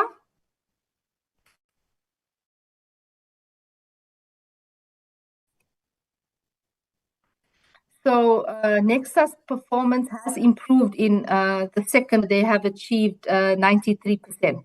The missed targets relate to the net profit after tax at Pelchem. Pelchem is a subsidiary of Nexa, and the profit ended at a loss of 10.5 million against a target of 2.1 million rand profit. The shortfall was mainly caused by the fluorine plant downtime between June and August 2025. The department will monitor the recovery plan very, very closely. We have put in measures in place with Nexa. The plan includes concluding agreements with the US customers due to the impact of that 30% tariff hike that began in August 2025, intensifying marketing and increasing visibility at global industry events, Also looking at the subsidiary getting into the semiconductor chip manufacturing industry in India, expanding the fluorine and xenon difluoride customer base in Europe and Asian Pacific markets, as well as we've asked for the review of the Palchem business model. Financial performance. Nexa's performance has improved when compared to the previous quarter, despite revenue being below budget. All operating divisions performed better than budget, except for Palchem, as discussed in the previous slide. The below than budget revenue is due to Palchem's downtime at the fluorine plant, and then the recovery plan will be put in place to recover for the remaining half of the year. And the latest projections overall, Nexa will achieve a profit of 54 million rand at the end of the year. Chairperson, apologies for that typo. It's 54 million rand. Nexa is solvent. In terms of the financial position, Nexa is solvent, but with low equity levels. Cash balances improved to 710 million, enhancing Nexa's ability to meet short-term obligations. Overall, the financial position is weak with high liabilities. Operational performance, we see Nexa doing quite well. In terms of research and innovation, that is contract R&D funding generation, the number of peer-reviewed publication and innovation disclosures, they have done quite well, achieving all targets.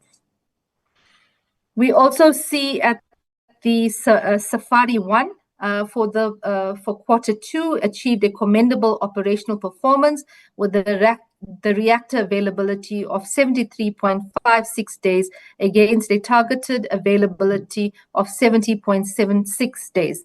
The reactor experienced only 2 downtimes during this quarter. None of these incidents pose a safety or operational continuity of the reactor. Multi-purpose reactor project. Nexa has achieved 25% of the targeted 25%, meaning that they've achieved their target of their annual MPR project plan, and then the RFP is on track to go to market by quarter 4 2025. Feasibility studies have been completed. NERSA. We see that NERSA has also achieved a satisfactory performance.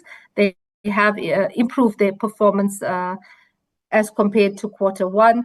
The missed targets in both quarters relate to delays in processing the draft Section 34 determinations. Year-to-date revenue is below budget due to the petroleum pipeline business not meeting its budget. The petroleum pipeline business has been impacted by reduced volumes as a result of lower market demand, limited production at NATRAF, and export delays. Savings in expenditure is mainly driven by underspending in the employment costs as a result of unqualified vacancies. NERSA realized a deficit for both quarters due to operational costs being higher than revenue. NERSA's financial position. NERSA is solvent with assets exceeding liabilities. While liquidity remains adequate with stable cash balances, the downward trend in network asset value signals a need to strengthen reserves and ensure sustainability. So NERSA has been using the surplus that it had accumulated over the years, but what we see is that they're dipping more and more into that surplus, and they need to now look for the new revenue streams to ensure that they are sustainable. Electricity industry regulation. I will now go through the operational performance. Generation facilities were registered within the 45 calendar day period. Since the inception of the registration regime in 2018, NERSA has registered 2,236 generation facilities with a total capacity of 16,040 megawatts and a total investment cost of 328 billion. NERSA has also established the Electricity Market Advisory Forum This is important because it's going to assist in the facilitation of the electricity market, ensuring fair and efficient market participation, and monitoring compliance with market code on behalf of the regulator. For Q2, NERSA approved 17 trading licenses, and the NTCSA application for congestion curtailment was also approved. This will assist to unlock grid connection capacity and enhance energy availability in areas with high renewable energy potential. NERSA has published the draft rules for grid capacity allocation for comment. In terms of the pipe gas industry regulation, NERSA provided comments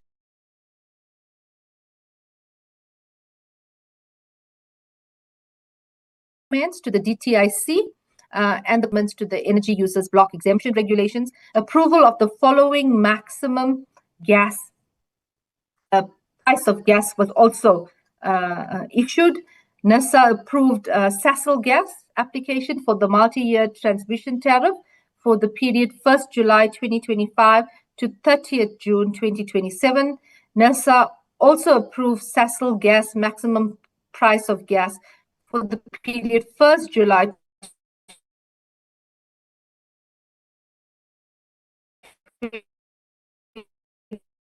2025 to 30th July gas for Evraz Limited for the period 1st July 2024 to 31st December 2025. Operating license to an historically disadvantaged South Africa company, Rimavusa Investments. NERSA participated in the Fuels Industry Association of South Africa Petroleum Infrastructure Risk Assessment, and DMPR implemented the trade to Alro tariff set by NERSA as a proxy for the cost of transporting fuel from Durban to Johannesburg. We also monitor quite closely NERSA's vacancy rates and their skills development. The entity is advised to intensify training and recruit additional capacity as the screen come from the amended Electricity Regulation Act. This mainly revolves around the market and the establishment of an electricity market. The vacancy rate for Q2 was 3.94%. There was 10 positions that remained vacant. The staff attended training and development interventions. 40.47% of their staff attended the training. 25 employees attended the executive leadership development programs, and 42 attended technical training. The entity is advised to fully explore and utilize all revenue streams from license activities before requesting funding through the appropriation bill. So NERSA had requested from the department additional funds to set up a new stream to oversee the electricity markets, and the department has advised that they should fully explore all their revenue streams, all their license activities before us going to National Treasury for further funding. In terms of National Nuclear Regulator, Q2, the performance has increased. We see them moving from a 95% to a 98.8% increase. 4 targets were partially achieved and are over 93% complete as we stand. The partially completed targets were impacted by delays in completing planned reviews, assessments, and inspections, extended stakeholder consultations and service provider appointments, ongoing data collaboration and process analysis are still underway in some areas, limited availability of suitable suppliers from targeted groups. In terms of financial performance, the year-to-date revenue is better than budget due to high interest income. To date, NNR has realized a savings of 32.8 million on operating expenditure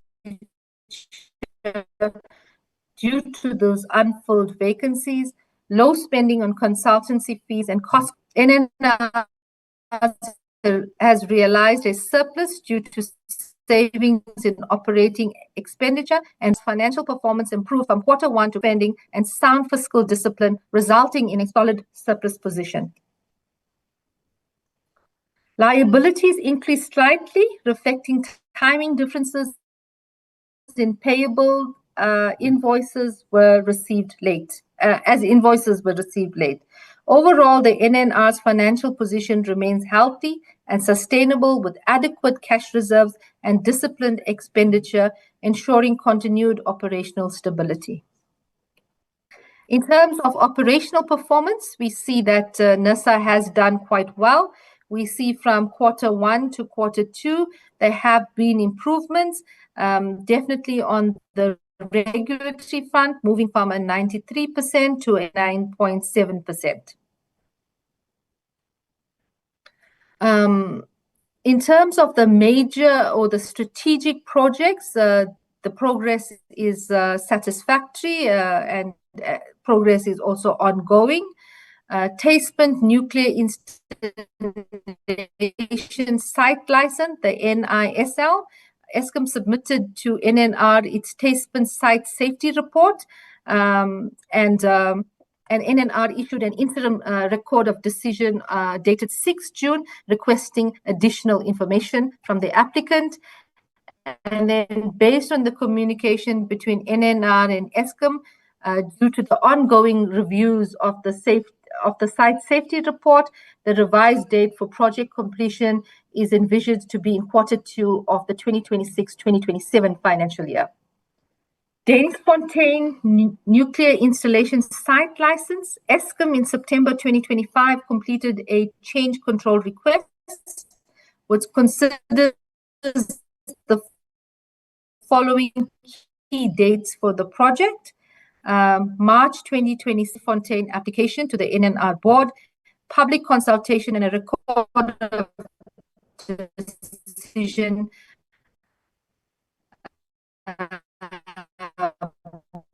be provided based on the schedule to the. In terms of inspector training and qualification, the following activities were delayed. Development of learning materials for training related to nuclear safety culture and management of leadership for safety and quality. The International Atomic Energy Agency's Convention on Nuclear Safety Report, NNR completed a Convention on Nuclear Safety Report, uploaded this to the IAEA website in August 2025, and the report will be presented in 2027 at the IAEA as part of fulfilling South Africa's obligations on nuclear safety. NNR, overall the performance is very good. All planned targets were achieved in Q2. In Q1, the entity achieved 12 out of the 13 targets, while only one target was not completed due to delays in implementation. This upward trend shows consistent improvement in program delivery, planning, and oversight. In terms of financial performance, the revenue exceeded budget in both quarters, mainly due to interest income on accumulated cash reserves and effective cash management. Nwadi realized a deficit of 3.2 million due to expenditure exceeding revenue. Strict cost management will be required to keep actual expenditure within budgetary limits.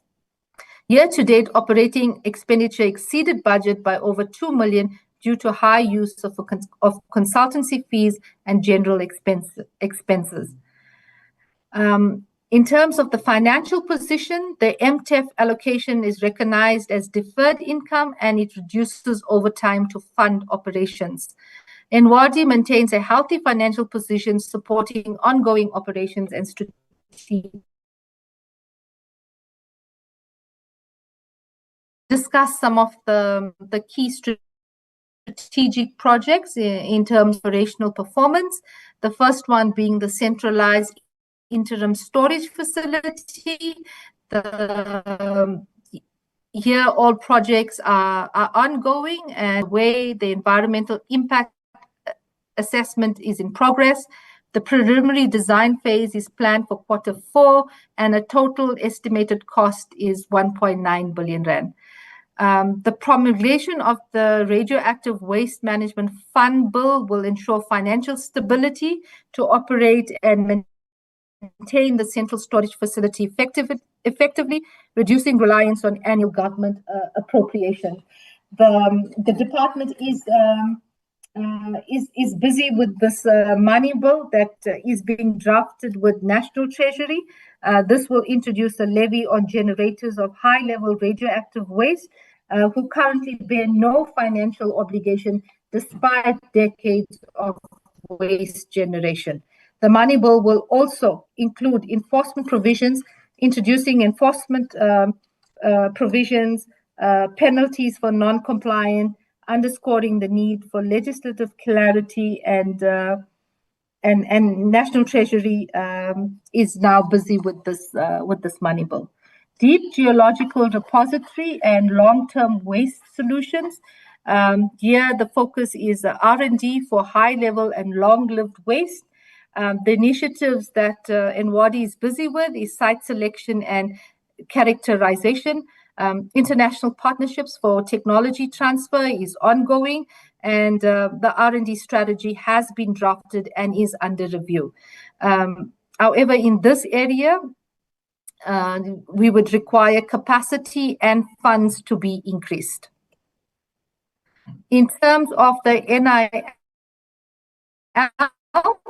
to secure and maintain nuclear installation licenses, this is also actions that are ongoing, and it looks at implementing and adhering to the NILs and compliance reports and plans to upgrade infrastructure. Financial sustainability and stakeholder engagement, this is also ongoing. Actions and priorities to define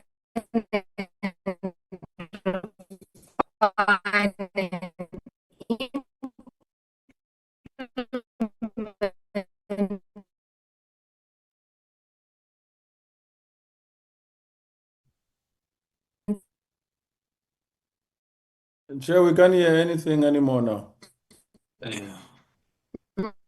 Yeah, I thought it was just me, but it's all of us. Strategies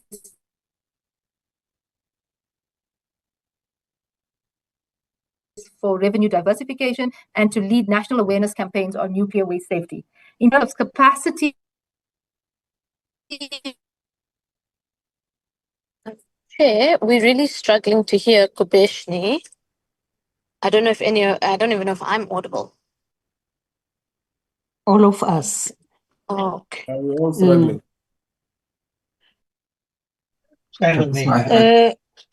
Acting DG, we are Yes. losing. Is it Kubashni?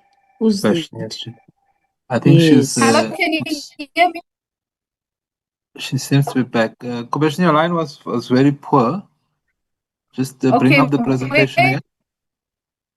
Okay, where did you stop hearing me? On the and what is the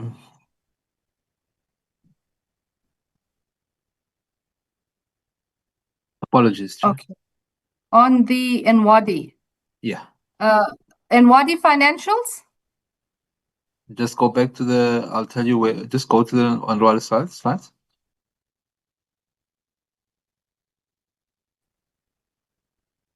NWADI. Start again. Yeah, you've paused this.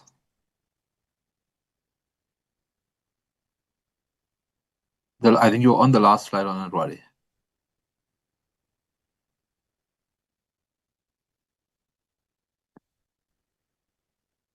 Apologies, Chair Wansel. On the last slide, question. On capacity and skill. Yeah. Of the nuclear installation licenses, these actions. No, question, the line is still bad. And activities are ongoing and progressing well. Here, Nwadi implements and adheres to the NIL 40.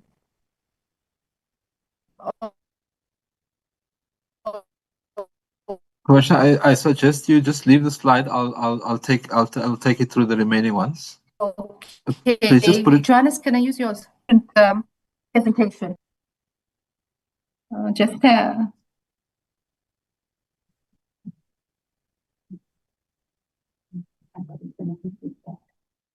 okay, I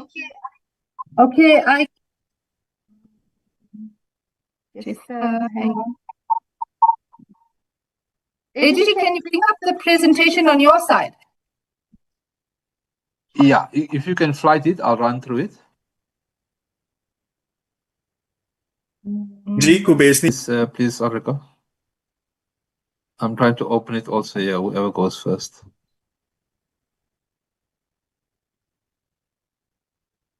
Okay, there we go. I'm going to use this, my colleague's computer. Can you hear me? Yeah, it seems better.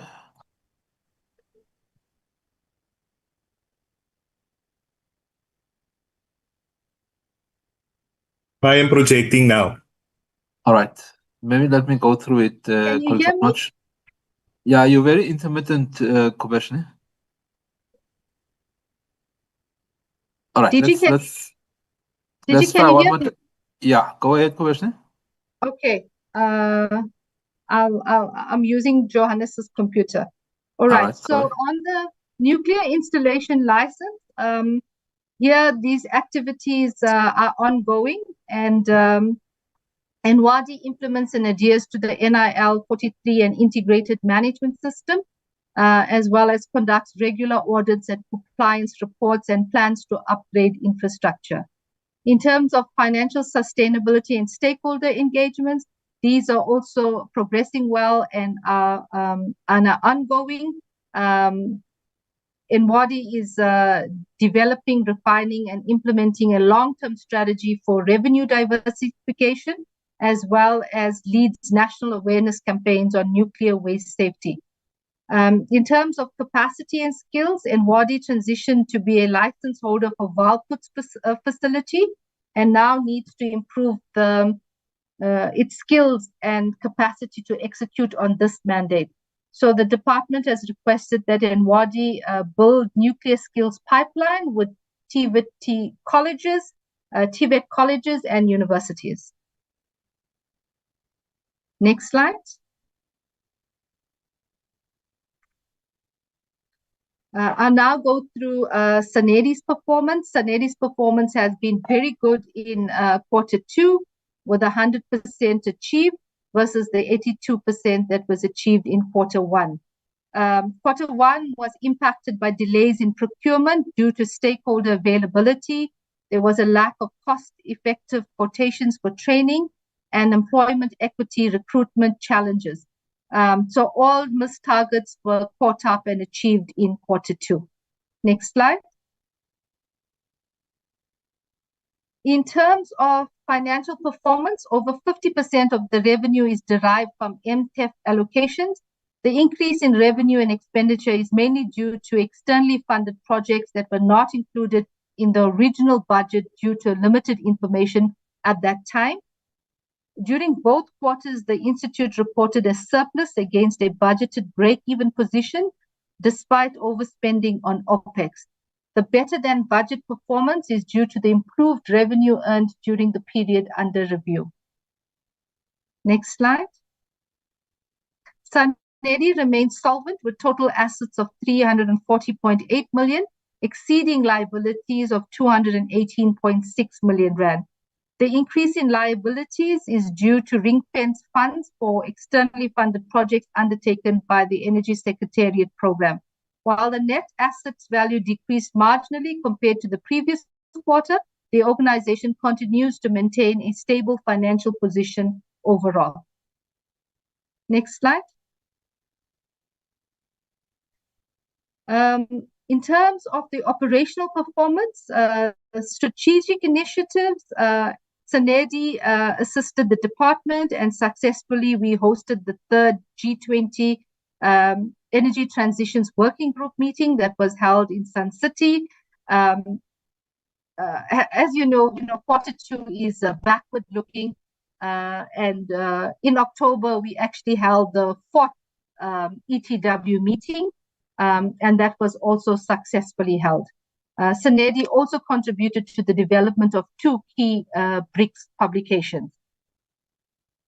Sanedi advanced gender equity and social inclusion by engaging women, youth, and SMMEs during the energy efficiency and energy management seminar, as well as Sanedi launched the Municipal Women Forum in Energy Efficiency, which was held on the 25th to 26th September, and this supports the department's inclusive transformation agenda. Next slide. So under the Applied Energy Research, Innovation and Development Program, this unit released a report entitled Unlocking Grid Potential Towards Streamlined Grid Interconnection Frameworks. And this report was peer-reviewed and then published. Next slide.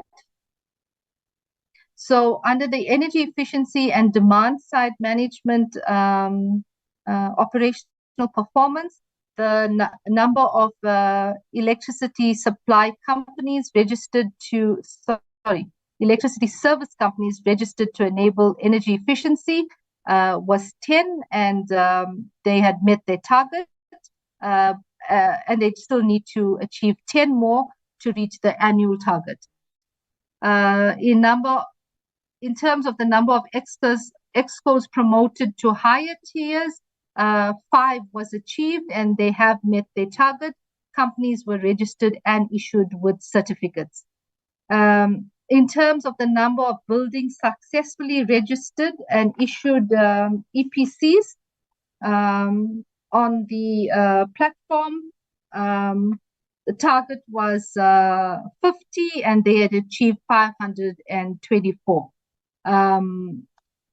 So initially, this target was set lower because it was anticipated that there was a regulatory amendment, and that the building owners, were not keen to register and continue. But however, this did not take place, and there was a good turnout, and the EPCs and building owners registered 524. In terms of the greenhouse gas emissions pertaining to the 12L certificates, the 12L certificates relate to the Section 12L of the South African Income Tax Act on energy efficiency savings. And here Sanedi issues these 12L tax certificates to confirm the amount of verified energy savings that's achieved. And the target was exceeded with a 3.96 megatons recorded. In terms of energy savings, 4,086 megawatt hours were registered versus the 50,000 megawatt hours target. Next slide. And then the Energy Secretariat Department of Science, Technology, Innovation unit. I'm going to go through just some key strategic projects and highlight the achievements. So in terms of carbon capture utilization project, the intellectual property and technical due diligence processes were completed in collaboration with Eskom. The techno-economic study will be completed later this month. And then from the study, 6 carbon capture utilization technologies have been selected and will undergo further evaluation. Then there's the strategic environmental assessment, and this continues at the Bukabai Port and Namakwa region. Local briefings were held across 8 communities, attracting more than 500 participants. and the final SCA report is expected for release in November 2025. In terms of the green hydrogen initiatives, the Eastern Cape Green Hydrogen Strategy is now advanced to the provincial approval stage. Consultative workshops were held in Cadbury and East London in August to gather final stakeholder input. In terms of the Green Hydrogen Coastal Belt Initiative, this commenced on the 1st of April and is progressing well. The initiative seeks to build a coordinated green hydrogen science, technology, and innovation platform across South Africa's 4 coastal provinces, and the project runs until March 2027. Next slide. Chairperson, I will now go through some governance matters on our 6 entities. So in terms of Eskom, a new board had been appointed and will take office on the 1st of December. The expiry date will now be 30th November 2028. The chairperson's term ends on 21st October 2026. We are in the process of appointing 1 chartered accountant. We are awaiting cabinet concurrence. We believe that this will bring great value to the board, especially in the risk and auditing committee, and will bring the focus that is required to make recovery on the audit plan. And then the AGM was held on the 31st of October 2025 with the outgoing board. NECSA, the board will expire in October 2028. Board's term commenced on the 17th of October 2025. NERSA, we are in the process of appointing 3 regulatory members, 2 full-time, 1 part-time, and that process is in the cabinet process. NNR, we are in the process of handing over applications to this portfolio committee for shortlisting. The minister will then make an appointment from the shortlist that will be compiled by this portfolio committee. We would require a community representative and an organized labor representative to the board. In terms of Nwadi, expiry date is November 2028. We are now awaiting cabinet concurrence for the appointment of 1 chartered accountant. We also on Friday, last week Friday, received a resignation for Advocate Derek Block. And then Sanedi, we have until November 2028 before the board expires, and a new board has been appointed and is awaiting cabinet concurrence. Next slide, and I think that then brings me to the end, chairperson, of the presentation. Overall, it's a satisfactory progress, and lots of work, still to go until the end of the financial year. We received these Q2 reports on the 31st of October. We had about a week to undergo the assessments to prepare this presentation. We've not submitted the investor briefs as yet, and we take guidance from this portfolio committee, and we will then finalize our investor brief together with further interventions that are required. Thank you, and back to you, Chairperson.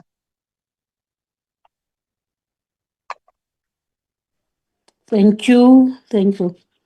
Acting DG, anything to add? Chair, thank you very much. No, I have nothing further to add. Thank you for your time, and to your members, Chair. Thank you very much. Okay, thank you. Let me give over to the honorable members to interact and engage with the presentation. Ariko, please assist us in terms of timing. I see Honorable Paulsen, followed by Honorable Chabeleng and Honorable Maile. I will come to other hands. Good morning, Chairperson. Good morning, colleagues. Good morning to the Department of Electricity and Energy.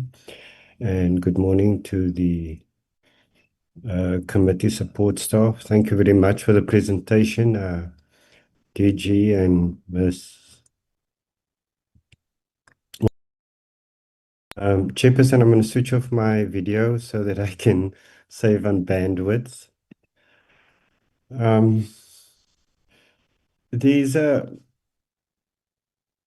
So Eskom has had 4 consecutive qualified audit opinions, and it's primarily due to non-compliance with the Public Finance Management Act and the fact that a recovery plan is being monitored. What specific concrete consequences or accountability measures are being implemented against executive management to ensure the fundamental organizational shift required to achieve an unqualified audit in the next financial cycle?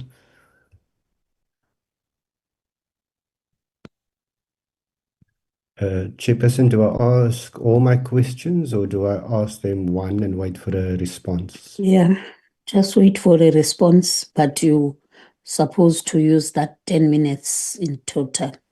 So can we get the response?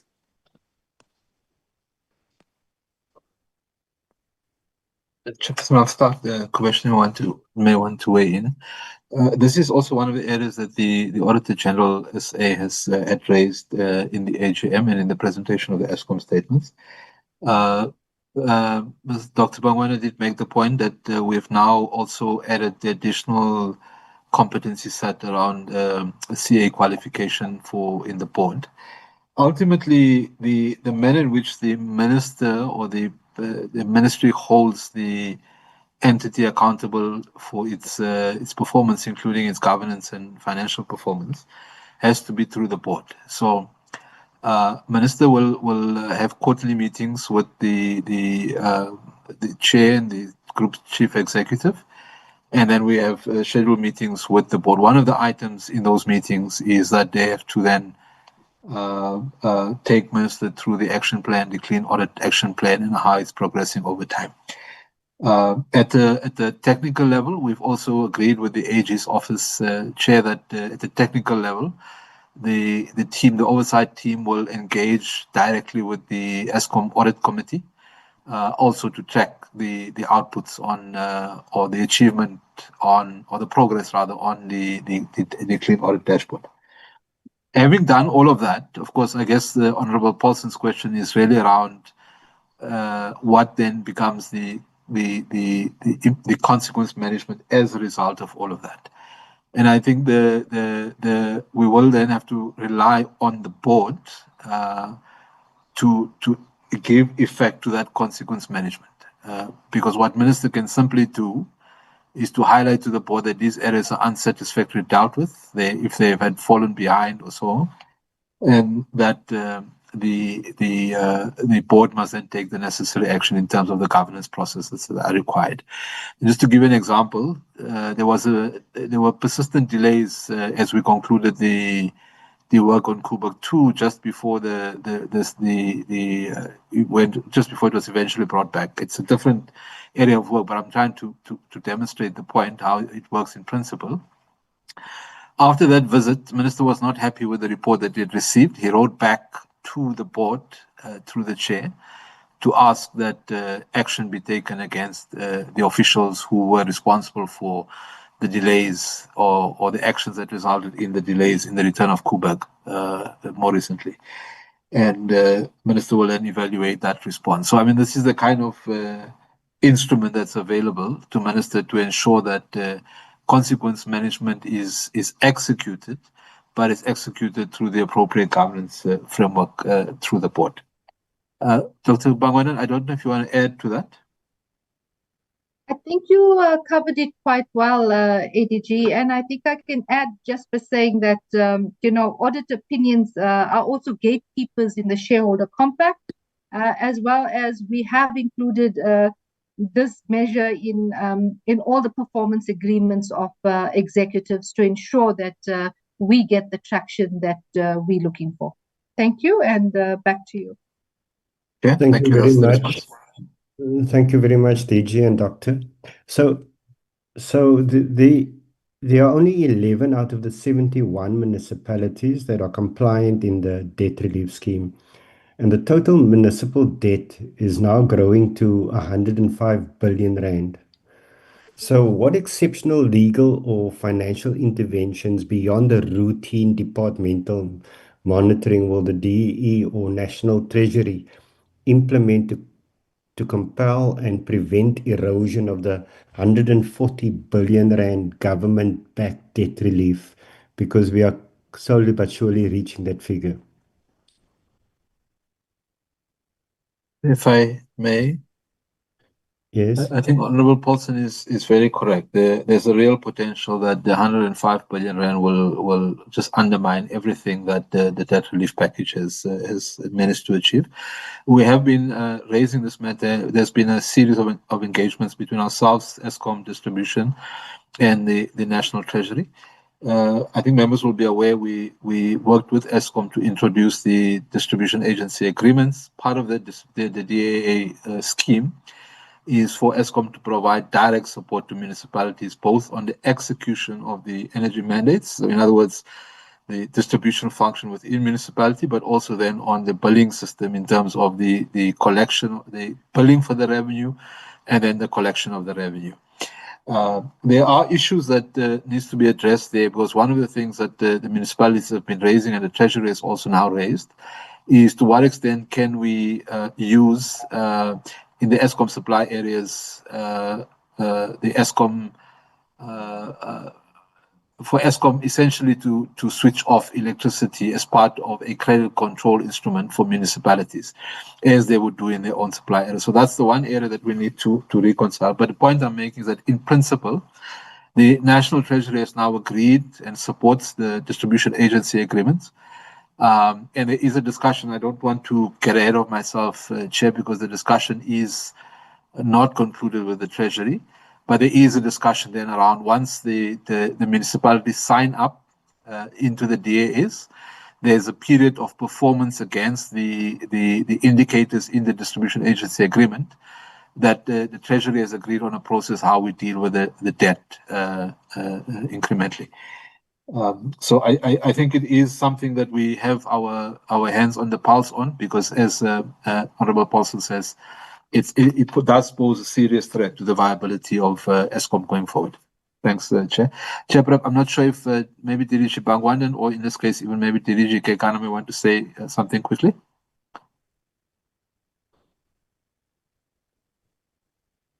It seems not. All right, Chair, maybe back to you. That would be the response. Okay. No, Thank you. I think I just wanted to also add, ADG, that the smart meter rollout programs, both at Eskom and the municipalities, are also going to assist, in the debt collection, in the revenues collection, and also assist with the accurate billing. So I think it's a number of interventions that need to come in to assist Eskom. And I think we're now busy with those programs. Thank you. Thank you very much. And so there are critical projects like the battery energy storage systems and the copper recycling plant, which is being delayed by recurring internal issues such as subcontractor financial constraints and also failures in procurement and contract management processes. So, what urgent intervention is going to be applied to fix these systemic internal deficiencies in the project execution? Thank you. Commissioner, you want to take this one? Yes, I'll do so. Like I've already discussed that these happen on a case by case basis. This was a report on Q2, but if you fast forward to now, these matters were already escalated to the executive team. and the executive team had then put in measures to assist with this with these issues. So it happens on a case-by-case basis, and then it's escalated to the management team to make those decisions. So, for example, on the copper recycling plant, interventions have been brought in. The business case was approved. The RFQ is out in market already. Thank you very much. Chairperson, is there time for another question? 45 seconds, Mr. Paulson. Just as I'm not going to make it. I'd just like to know, what are the key points of contention that prevent the department and NECSA from agreeing on the implementation plan for the nuclear fuel cycle strategy? And how long will this disagreement be permitted to delay the monitoring and execution of a crucial long-term national strategy? Thank you very much. Coach, I'll take this one. DDG Mbambo may want to say something in a minute. I think we've now landed on how that strategy needs to unfold. As DDG Mbambo indicated earlier, they have now presented it to our EXCO meeting, and we are processing it to take it to Minister and the Deputy Minister, I think on the 27th of November. That's our EXCO meeting. So, the disagreement was really around approach. We've reconciled that. We are now ready to present the strategy. And once we take it, get Minister and DM sign off, we should be able to bring it to the committee as well. DDG Mbambo, I don't know if you want to say 1 minute.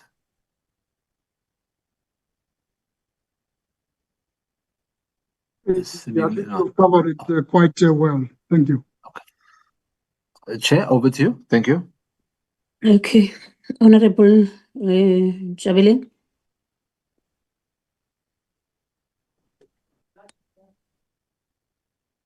Thanks, Chair, and thanks, honorable members. Good morning to the executives and everybody online. Thank you so much for the opportunity. I don't know where to start, Chair, because this is quite a lot. We've been on it from 9:30 in the morning, and at almost 12, we're supposed to give 10-minute input. I think we need to review some of the process of engaging on these reports. It's quite intense reports, and some of them are sent late, right? So we are not able to really do quite thorough work. Really, right now, I'm having the input of saying we're doing a tick work, which is just really tick boxing to make sure that things have been processed when we haven't really done thorough work on it. So I'm going to go on a quick one just to really maybe give input on this one, but I'm still dissatisfied. We need much more time to really process a lot of this information that has gone through. I've said through every point of it. There was not a point which I missed in terms of engaging with this thing. One is the quick question. How come are you relocating DG? SAREM as a department program to an IPP office?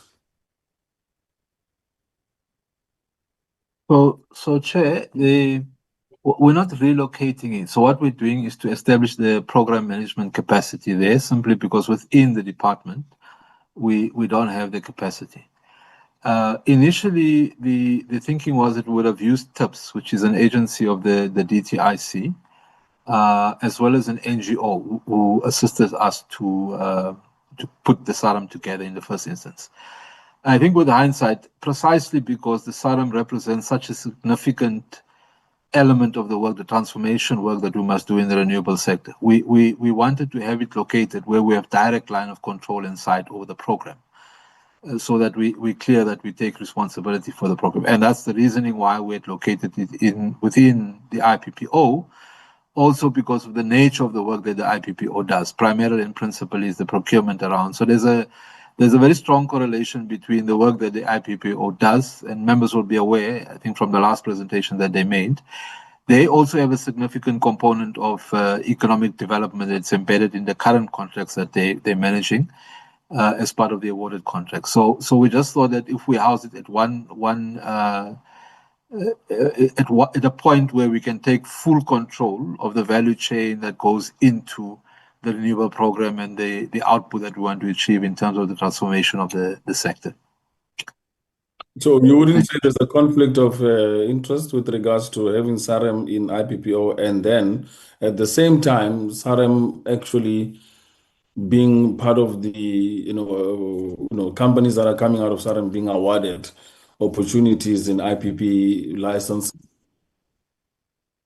No, So not. I'm I not don't sure. think. Pardon? Sorry, apologies, Chair. I didn't hear you. I thought there was something missing. I'm not audible or something. No. If I heard the question correctly, you're asking if there's a conflict of interest there.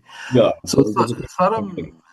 SAREM will drive the policy around how we deal with the transformation elements or the reindustrialization elements of the renewable program. And we will do that in consultation or in partnership with the DTIC and other government departments. And we'll run those programs, as we initiate and isolate those programs.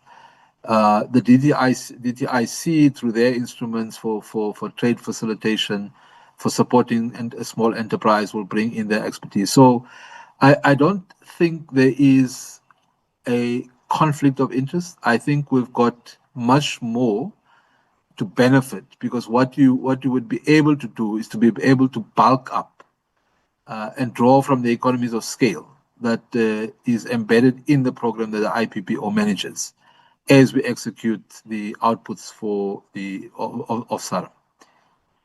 Okay. Quick one, just to wrap up on that one. So would the trend now be when you're doing nuclear, you would embed the nuclear procurement or a nuclear policy program in the IPP office? When you're doing a coal IPP in the future, would that be the same trend? I just want to understand the reasoning, because it seems we're giving renewables quite a favorable seat on prioritization of policy interest around renewables, but not any other sources of electricity and energy. So SAREM is not it's really the industrialization basis, enabler for the renewable energy program. So it doesn't deal with any policy elements. The department is still responsible for the policy elements, and that includes renewables and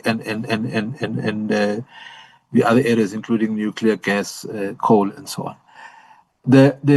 I think the bigger question, Honorable Nchabileng, is how we want to use, and I made the point earlier around how we reconfigure the IPPO. And I was explaining that for now, they do renewable procurement. There's work on the ITPs that they're currently doing. And I'd made the point that it may get to a point where they do distribution procurement, infrastructure procurement. And as you say, there's a question we had raised with the nuclear branch. When we execute the nuclear procurement process, do we have capacity within the branch to run that process? Clearly not. And then the next question is, how do we capacitate ourselves to acquire that capacity? This cuts for nuclear, this cuts for gas outside of the bid window process. So the strategic discussion that we're now having is, how do we want to reconfigure the IPPO? Do we want to make it that procurement agency for energy infrastructure procurement? Or do we want to, for each area of work, have separate procurement approaches? I don't think we have a firm view at this point, and that's the work, the due diligence work we're doing now as we go about reconfiguring the IPPO. We're also looking at international best practice. Some of those questions will get to be answered in the socioeconomic impact, just to understand how the nuclear procurement process works, particularly for nuclear. But ultimately, we are in the process of making those strategic considerations, whether the IPPO becomes that central procurement agency for energy infrastructure. And we should be able, before the end of the current financial year, Chair, to have answered definitively that question. And most certainly, we will come back to the portfolio committee to explain ourselves on that score. Okay, cool. Okay, good. Get on that one. Maybe let me start by just saying, well, congratulations to the department for literally pushing through and finalizing the long-term operation license. This was a great milestone, given all the challenges that had actually, ensued in the process. I was just, quite a bit, on a really, humoristic level, the reason as to why they issued out the license 3 days, it couldn't have been done earlier, but it's not a question really of interest. But we just want to say to the department, congratulations for the great work on the issuing out of the long-term operations, the 20-year license for the nuclear part of it. As you know, we are very pro-nuclear and we support the strategy around nuclear. The other point I needed to raise was the issue of debt with regards to Eskom's debt recovery plan, as well as strategy with regards to defaulting municipalities. I don't see quite an emphasis made on this debt prioritization. The debt is currently growing very strong and is actually crippling Eskom's capacity to recover its revenues. But there is no strategic focus on the department in terms of really recovering this particular debt. Is there any particular reason why the department, after even our oversight, when you just recently opened the office, we had a real full day strategy with the treasury, we sat with yourselves as the department, we sat with the entities, we sat with Salga and all these stakeholders. Yet there was no meaningful way. The debt is still accruing and there's a deeper crisis. Treasury is currently almost dragging its feet in finalizing the either the rescue plan, etc. And the municipalities are just defaulting in payment. What is the real problem there? Why is the department not making this a serious strategic initiative? So Chair, Honorable Nchabeleng will be familiar with the claim no lies, tell no lies and claim no is victory. So I maybe should correct. It was not the department to issue that license because it may become a contestation. And we had no part in it because the regulator, of course, exercises its mind independently. But I think the question on municipal debt is an important one. And I think firstly is to say that we have always viewed the distribution agency agreement as the most sustainable measure to begin to get right the foundational elements of the municipal distribution sector. Because if you look at the debt recovery plan, it was the National Treasury debt write-off scheme for municipalities. I think I can't recall the number offhand, but it's under 10% of municipalities who participated in the program who actually honored the conditions of the debt conditions. So effectively 90% failed to meet the requirements. What the distribution agency agreement does is to say, if you don't fix the fundamentals in local government, if you don't address the capacity issues in municipality, in the electricity businesses, if you don't address the structural issues, the ring fencing of the electricity business, whatever you do on the face of it is not going to achieve any outcome. So there's elements of work. So the distribution agency agreement is our principal approach to how we respond into the municipal distribution sector. There's broader work around the EDI, the electricity distribution industry reform. And then there's work that the National Treasury is doing around the Metro Trading Services reform. I think just yesterday, and the Minister of Finance may say a word or two about it today, the World Bank announced a significant loan to support the Metro Trading Services. One of those trading services, of course, is electricity services. And then finally, Chair, the National Treasury is leading work, and we're participating in that work around the local government fiscal reform, right? And that's an important question. So if we don't reform the fiscal system that supports and underpins local government, everything else at the base is going to continue to be, challenged by the inability of municipalities to run effectively the trading services, because they continue to use the trading services as, and I'm using the word guardedly, as cash cows to offset the revenue shortfalls on the services that they provide outside of the trading services, and that they can't fund through the rates revenue that they raise. But maybe just to conclude, Chair, to make the point that the distribution agency agreements is central from where we sit as a department in the energy sector to get the distribution elements right, so that we get the revenue question, both for municipalities. So we're not looking at this thing as siphoning out money from local government so we can keep Eskom afloat, but to actually get the system of local government working. And when the system works, both local government communities who are serviced by local government are better off, and ESCOM, of course, is better off because they can collect revenue from municipalities. Time Thanks is a lot. up, Mr. Tabileng. Yeah, I think the follow-up question becomes now the issue we raised with regards to the cost of electricity. I don't see this as a priority in any of the reports that we've received. The cost of electricity is currently crippling a lot of our people, South Africans, majority the poor, and those that are totally disadvantaged, the unemployed, youth as well as women sitting at home who are looking for opportunities. This issue of electricity cost is a major thing. I don't see any of the plan that the minister promised that he will be tackling it as a priority being reflected. So without any ado of time, waste of time, I'm just going to say, can we come to back to this cost of electricity? I think the proposal should say to NERSA is NERSA should cap electricity cost to all municipalities between 3 Rand and 3 Rand 50 for maximum charges on their cost of services so that we can move on. The other thing is, DG, can you come back to us when you're coming back to do a presentation and give us a list of the 17 approved license holders who are currently sitting with the NERSA approved 17 licenses for trading licenses? If you can just give us that list so that we just want to know who has been approved to now compete with ESCOM in electricity trading as well as that. So that we can get an understanding. And that is why earlier I said that I think for the presentation of a 3-hour to be given the small amount of time to interrogate, it's quite unfair, but I think we have to do better in getting this thing. I would suggest to you, Chair, let's bring back this engagement so that we can satisfy ourselves. I've got a list of questions, but I can't go through it due to the issue of time. But in the meantime, that's what I want to submit. But I'm dissatisfied because I want to engage a bit further.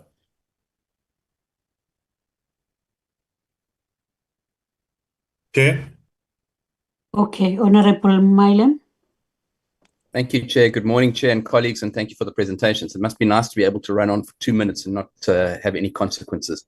I have just a few questions today. I want to pick up on what Honorable Nchabaleng raised about the reciting or restructuring of the IPPO. So the current IPPO structure is hosted by the DBSA, and it's arguably the government's most efficient and successful procurement unit, having delivered over 6.4 gigawatts of capacity via the REIPP and attracted over $20 billion in private sector investment. So moving this operation appears to be an act of institutional sabotage that threatens both its accumulated expertise and its institutional memory. And then restructuring it introduces delays, capacity loss, and uncertainty for the private sector, which has already been plagued by policy uncertainty and stop-starts. The risk that is associated with it is that the only part of the state procurement chain that actually works will be subjected to political and corrupt influences, favoring non-least cost policy adjustments over affordable market-driven procurement and thereby violating the principle of fiscal prudence.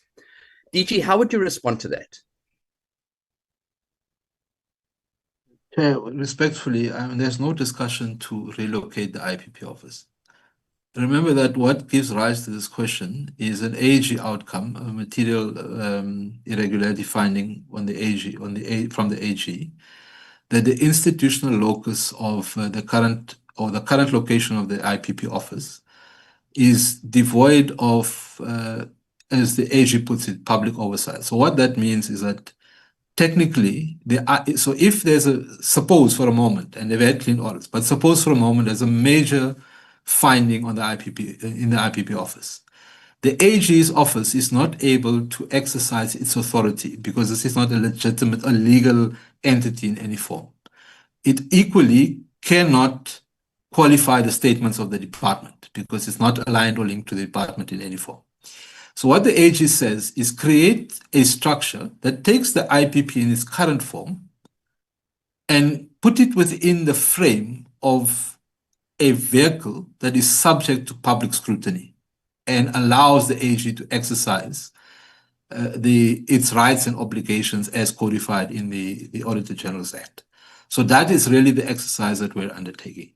And the point I was making is, in addition, out of the realization that we have here a pocket of excellence for public procurement, can we expand its mandate to such an extent that it's able to help us discharge the execution of other procurement within the energy sector.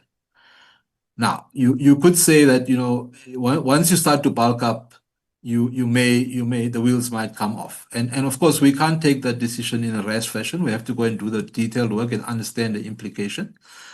But ultimately, we'll have to come back to answer the question. But the intention is not to put it, to dismantle the IPPO as we have it now. It's really to find a location that addresses the AG's findings in respect of how the public accountability issue gets to be addressed. Chair, Okay, I'll hold you to that, and we'll make sure that you come back and brief us fully on the proposed plan. My next question relates to the generation reports. So what you don't talk about in the presentations is that the improved EAF masks a serious systemic flaw, and that's the increased dependence on diesel, which is expensive, to keep the lights on. Specifically, Eskom's generation by OCGTs from April to October this year was 1,023 gigawatt hours, as opposed to only 947 gigawatt hours over the same period last year. In the presentation, Director Bagwandin, DDG Bagwandin, talks about savings in primary energy costs, but this is clearly not the case with OCGTs. So my question is, what was the impact on the cost of primary energy of running those OCGTs harder for the period April to October this year compared to the same period last year? And what is it doing to the electricity tariffs paid by ordinary South Africans? DDG, do you want to take that one? ADG, I would have to actually go into the report and check those exact costs. So if you can just proceed to the next question, and then I will find that, or we can send that in writing. I would appreciate that in writing. Thank you. So in the presentations, you rightly acknowledge that Kuberg Unit 2 has been granted an extended operating license, and well done to them for that. However, at this time, numerous experts have expressed concern about the extrapolation of the integrated leak rate test data. The last test was conducted in 2016, and the next is only scheduled for next year. And the fact that that data from Unit 1 was assumed to be the same for Unit 2. There's no data for Unit 2, so we assume that it's the same as Unit 1. Furthermore, the containment monitoring system, which provides the operators with vital pressure and status information, is not fully functional. The IAEA noted in its 2024 review that that there was an urgent need to fully refurbish the containment monitoring system. So my question then is, how was the NNR in a position to grant this license extension to Unit 2 in the absence of credible data and a failing critical system?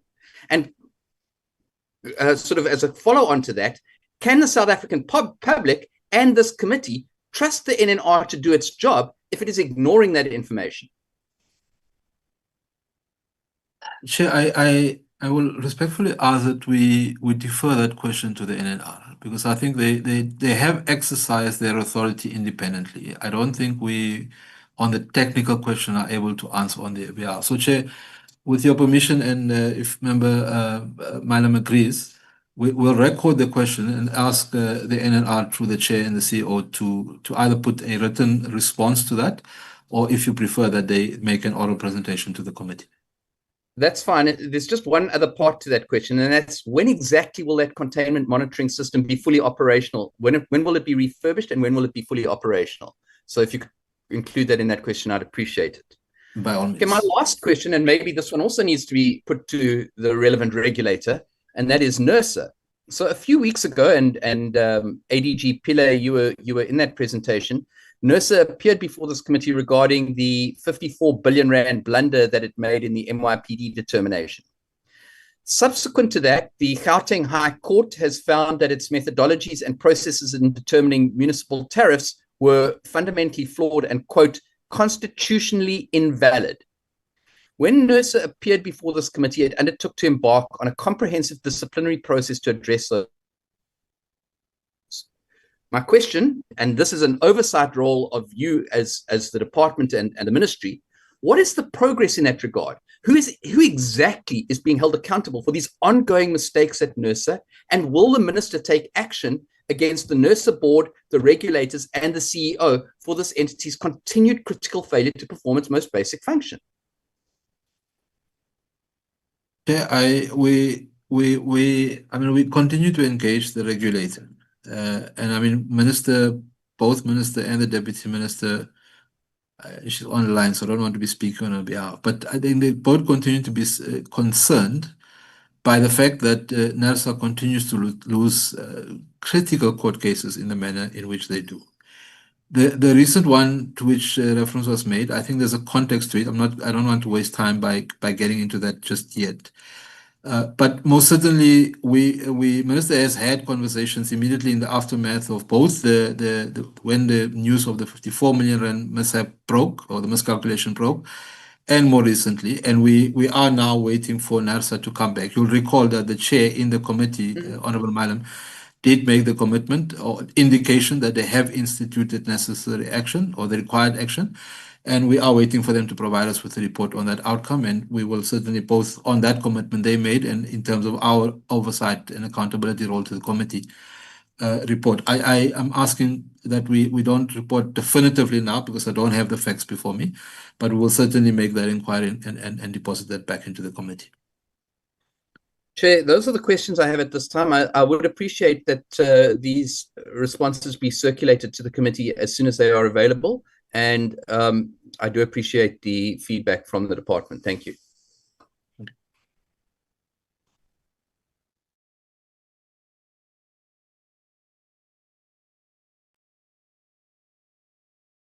Chair. Hello. Is the time Mr. up? Milam is finished. He still has 2 minutes left, Chair. I don't know if he wants to give it to somebody. Honorable Papti. Honorable Papti. Thank you, Chair. Do you want me to put my camera on? Okay. Chair, I won't be long. I have been covered, but I would like to put another perspective on some of the issues that have been raised. The first one has to do with the time that we were given to prepare for a very lengthy presentation.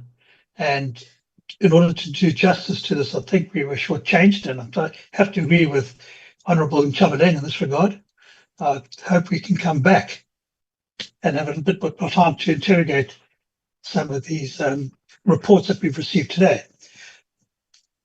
My first point that I want to deal with that's been covered, but I want to put another perspective on it, and that's the municipal debt, which doesn't appear, as Honourable Nchabaleng says, to have taken the kind of priority it should have.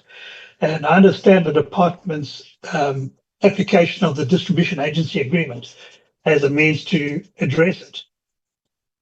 But we are not seeing what's happening at a more granular level with the various municipalities that are not attempting to repay that debt, and whether in fact they are even attempting to budget. And I do believe that to solve this problem effectively, one has to dig deeper into the individual municipalities, their performance, and how they're addressing the payment of electricity to Eskom. Bearing in mind that Eskom right now is a going concern, but it is influenced heavily by this municipal debt, which is growing. And as much as Eskom is showing a profit, bear in mind that the levies, or sorry, the tariff that was introduced was extremely high. It wasn't the 12.74% that we of the billing. The amount that people pay at the end of the month immediately after the change in the tariff was a lot higher than 12.74%. And that didn't involve any kind of public participation. But the point is that Eskom's profitability is coming on the back of very high prices and large tariff increases, and is being impacted on the other end by the municipal debt. And I just don't get the impression that for the DEE, that municipal debt is being treated as importantly as it should, simply by the fact that it's growing at the rate it's growing. That brings into question my second point, which is the pricing policy and the cost of electricity to the South African public and to South African business. And nowhere in the reports do we see any reference to that. And again, how much of a priority is pricing and the cost of electricity, the affordability to South African citizens of what is an essential primary service and a driver of economic growth. So it's disappointing not to see anything about pricing policy in this presentation. And I'd like to put a record that it has to be a priority within the department itself, and not just for one of the entities. If we're not going to tackle the pricing policy in an effective way, then I think we're not going to do justice to our role here in Parliament. So 2 issues primarily, and that's municipal debt, which in my view requires a very much stronger approach in dealing with delinquent municipalities.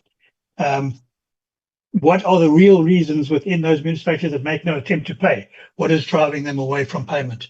And we hear that it's a case of they can't collect the revenue, or they have to use revenue from electricity to pay for other services. But we don't know that until we see that data.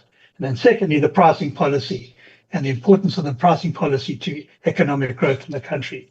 It has to be the top of our agenda within this department. Thank you, Chair.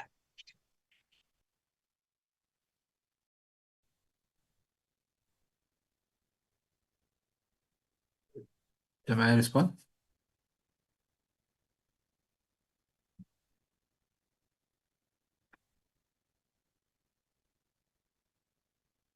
Proceed, Hello. Yes, DG. please. Okay. Yes, proceed, DG. Thank you, Chair. So Honourable Member, just to give you the assurance that, sorry, Chair. Continue, DG. I So- don't so- want to interfere in terms of talking in between the speakers. I'm wasting Right. time for them. That noted, Chair. So just on the pricing policy, Honourable Member, you can be assured that it is receiving priority. It just is that the case that it was not a target to be achieved in Q2, simply because the process is quite lengthy. So I think Minister did make the point that before the end of the third quarter, we'll have come back with the energy pricing, at least the draft of the energy pricing policy that must then go through the NADLEC process again. We have initiated that work. There's extensive engagements that have been happening, both on particularly in the point you raise around the point generally around pricing for industrial growth, and then there's of course the affordability question, the cost of living impact that's embedded in the energy prices and the extent to which it drives cost of living up. So that work is receiving attention, and we will certainly come back to the committee to report on the outcome, and we'll certainly report in Q3 on that target. Then, Chair, Honourable Member, just on the, it's very difficult to address the local government question. You're right to say, and members are correct, I think all members have made this point, that this is a significant risk for Eskom. But it's very difficult to address electricity in isolation, because what you do need to address the local government quagmire at this point is an all of government, in fact, an all of society approach to how we deal with the structural weaknesses that have now crept up in local government. So, I've made the point, and at the risk of repeating, the DAAs, I think, once they get full tractions, and in the ones where we have implemented, there is a clear storyline that is emerging, that where municipalities commit, where Eskom goes in, you are beginning to see revenue improving. That line is very different. Of course, the data points are few at this point. I think they're less than 12 in the system. So the data points are few to get excited about it.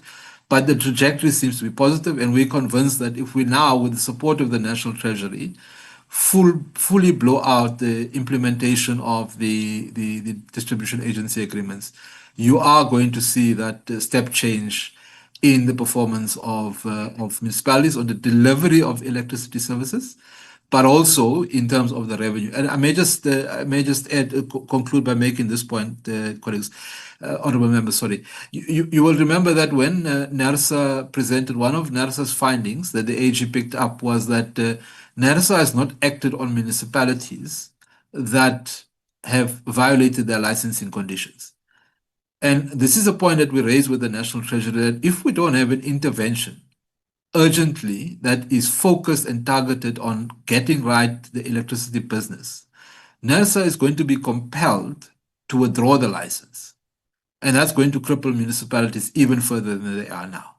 So I think that, and I mean, that's the message we're taking also to, in our engagements with COGTA, to say we have to work together in the completeness of government to get this local government system to work. Because, when it does, everyone is better off. Water services is better off. Electricity is better off. And maybe just the last point, we've avoided up to now asking to attach the equitable share to local government in lieu of what is owed by municipalities to Eskom. In a meeting as recent as last week, we had now said to Treasury that at the current trajectory, we may be faced with the maybe put in the position to have to ask for the equitable share to be withheld. And the Treasury's view is that they will not necessarily pay it over. They will withhold the payment until municipalities have paid Eskom and then release in tranches the equitable share. So we are doing everything within the ambit of an RGR framework, because ultimately, if we go too aggressive, you collapse municipalities, the whole system, none of us are better off. So we're really traversing this thing on a tightrope to ensure we get the system to work in a sustainable way, rather than to act in a way that continues to undermine the sustainability of local government. Thank you, Chair.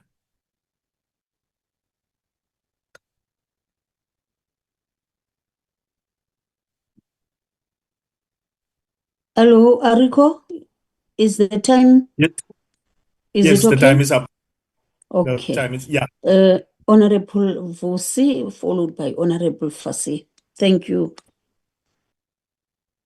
Thank you very much, Chair. Greetings to you, honorable members, the department, in the meeting. Honorable Chair, I will first maybe start on the IPP as well, office. The draft concept paper for the formalizing or establishing the independent power producer office was not actually completed. The IPP office has been in operation as a project office for years, and its formalization, it's very much essential for the long-term stability and the mandate expansion. And formal establishment will also provide a stable long-term governance and funding framework, ensuring that the procurement remains consistent and efficient. So, Chair, I wanted to check what is the legal or institutional nature of the proposed IPP office establishment. Is it a Schedule 3A public entity or a corporate entity? And was there any dispute over its proposed mandate or governance model? Also, I wanted to check what are the potential risks to the continuity and efficiency of the IPP procurement programs if the office is its formal legal status remains unresolved. Just wanted to check that, Chair. And what is the revised date for the completion of the draft concept paper and the submission of the final proposal of the IPP office formal establishment? That is my first question, Chair. So Chair, we're dealing with, just for clarity, we're dealing with two separate things. So let me deal with the IPPO first. The IPPO is legally established. It's established by way of a memorandum of agreement between what was then the DMRE and, of course, now the DEE, the National Treasury, and the DPSA. And that created a unit which exists within the structure of the DMRE and now DEE. And that allowed for the IPP office to be established, to be capacitated in the manner it has, and to execute the procurement of the renewable program on behalf of government in the manner it has. That mandate currently is currently valid until 2028, the current MOU.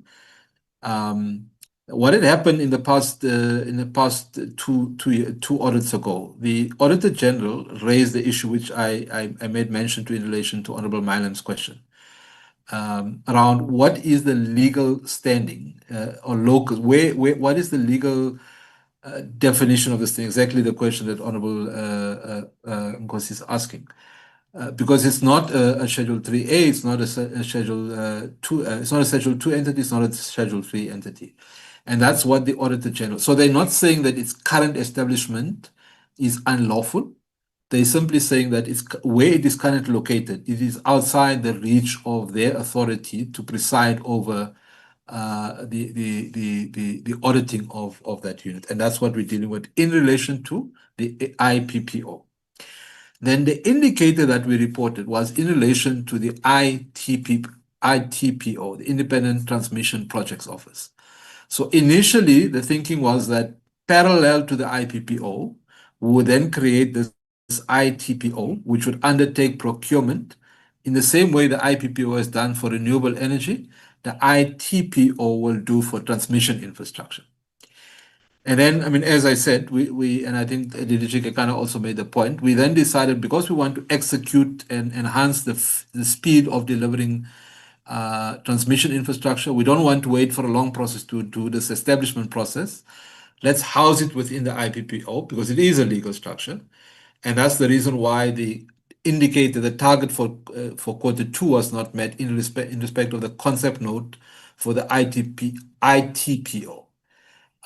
So you know, in summary, they're separate things. The IPPO is legally established.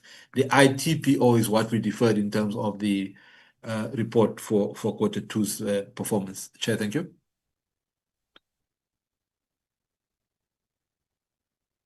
Thank you very much. Yes, the next question will be on the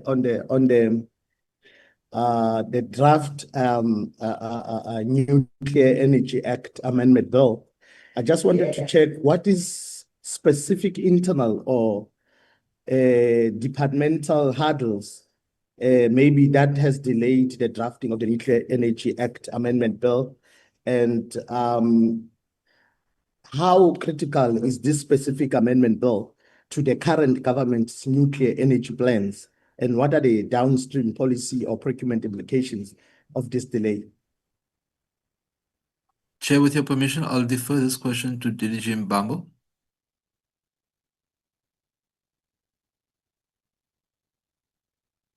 DDG Mbambo? Yes, thanks, ADG, and thanks for the question. The draft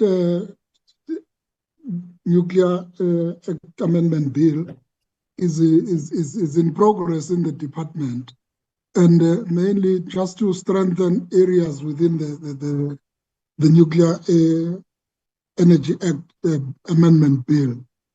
But in our view, is that this amendment would not negatively impact the nuclear new build program. In fact, the nuclear new build program could be undertaken and not be negatively impacted by the areas that are being looked into to be strengthened in the legislation.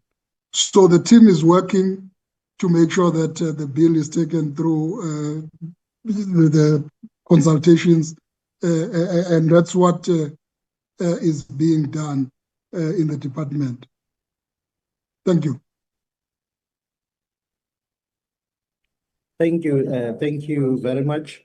I also have a question on the target shortfall of connecting the 3,000 households access to basic energy services or electricity. I remember we have around 1.5 million households that we need to connect over the next 5 years. And now we have this shortfall of the 3,000 households that we needed to connect. I want to check what is the revised implementation schedule to recover the backlog of these 3,000 households, and what measures are being in place to ensure the appointed service providers, they deliver efficiently in time. Sure. Chair, again, with your permission, I'll defer this question to DDG Gagana. Thanks. Thanks for the question, honorable member. Yeah, yes, on the 3,000 shortfall, it talks to the other program that we're running, which is we call it a non-grid program. It's the provision of solar home systems, specifically earmarked for indigent households. You are absolutely right. What we did in terms of the schedule, in terms of the capacity, we've increased even within internally in terms of project management, the warm bodies within the team. So we have roped in other officials from other within the branch, but from different units, just to beef up our manpower, just to ensure that as we roll out the program on an accelerated basis, we're able to manage the contractors effectively between the next 2 quarters. So with what we are we're planning, we believe that we can do this on an accelerated basis because this is not a complicated program compared to your conventional electrification. This is just purely the assembly of those solar home systems and just install them throughout through the households of those beneficiaries. So number one key is just to increase manpower. 2 is to increase what you call the shifts that we had. So we are planning to have at least instead of a normal 5-day week, maybe extend it to 6 and 7 days. So with that, we will in the next quarter, as we update the committee, provide a detailed schedule. So we strongly believe that 15,000 households in the next 2 quarters, it's achievable by 31st of March. Thank you, Honorable Member and the Chairperson. Time's up, Mr. Nkosi. Yeah, thank you. Thank you very much, Enrico.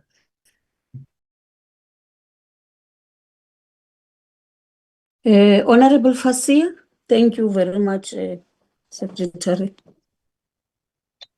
Thanks very much, Chairperson. Let me also appreciate the presentations by the department and the update on all the entities. The first question I have is related to the gas master plan. If I'm correct, ADG, I heard you say and looked through the presentation as well, you spoke about the use of consultants and reworking some of that plan. You know, I'm a little bit concerned because we don't quite know what's being said. Obviously, that process is still an ongoing one, and we've been waiting for the gas master plan for a long time, A.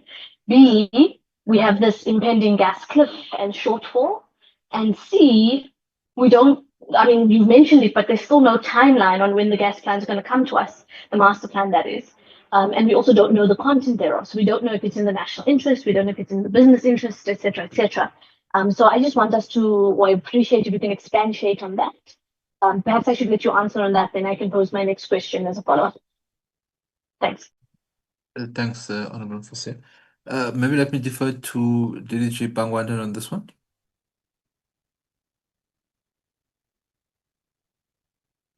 DDG? Yes, all right. Thank you. So in terms of the gas master plan, so the consultants are going to assist us, you know, in quantifying the numbers in terms of you know, the source, the demand, the timelines for infrastructure, and the actual plan, because the existing draft that we had was just supply and demand. But as you know, plans should be all-encompassing. It should include the infrastructure together with timeline. So that's what we're busy with on the next 3 months. In terms of the impending gas cliff, we had prepared a memo for cabinet that is in the process now to discuss how we're going to deal with the with the gas cliff. But essentially, it is by Minister using his powers on the Section 34 determinations to get the much needed gas. There's also discussions with Mozambique as well, where we are definitive that we will be getting that gas to assist with the gas cliff. Thank you, Chair. Back to you. Thanks. I'm not entirely answered on the timelines, but I think that's because it's still being determined. And I think in a follow-up meeting, we're going to need to know precisely from the department when we can expect some level or some draft of that gas master plan. Of course, understanding that it's still being workshopped, etc., etc. But I think it's important that we start to see some of it, so that we can put everyone's minds to rest, but so that we can actually also guide that process to ensure that it is in the national interest. That's the first part. The second point I wanted to ask is around NERSA and all these legal battles that they have to continuously defend and go through. I'd be very interested to know the actual cost of the litigation and what the impact actually is on the running of NERSA and its capacity.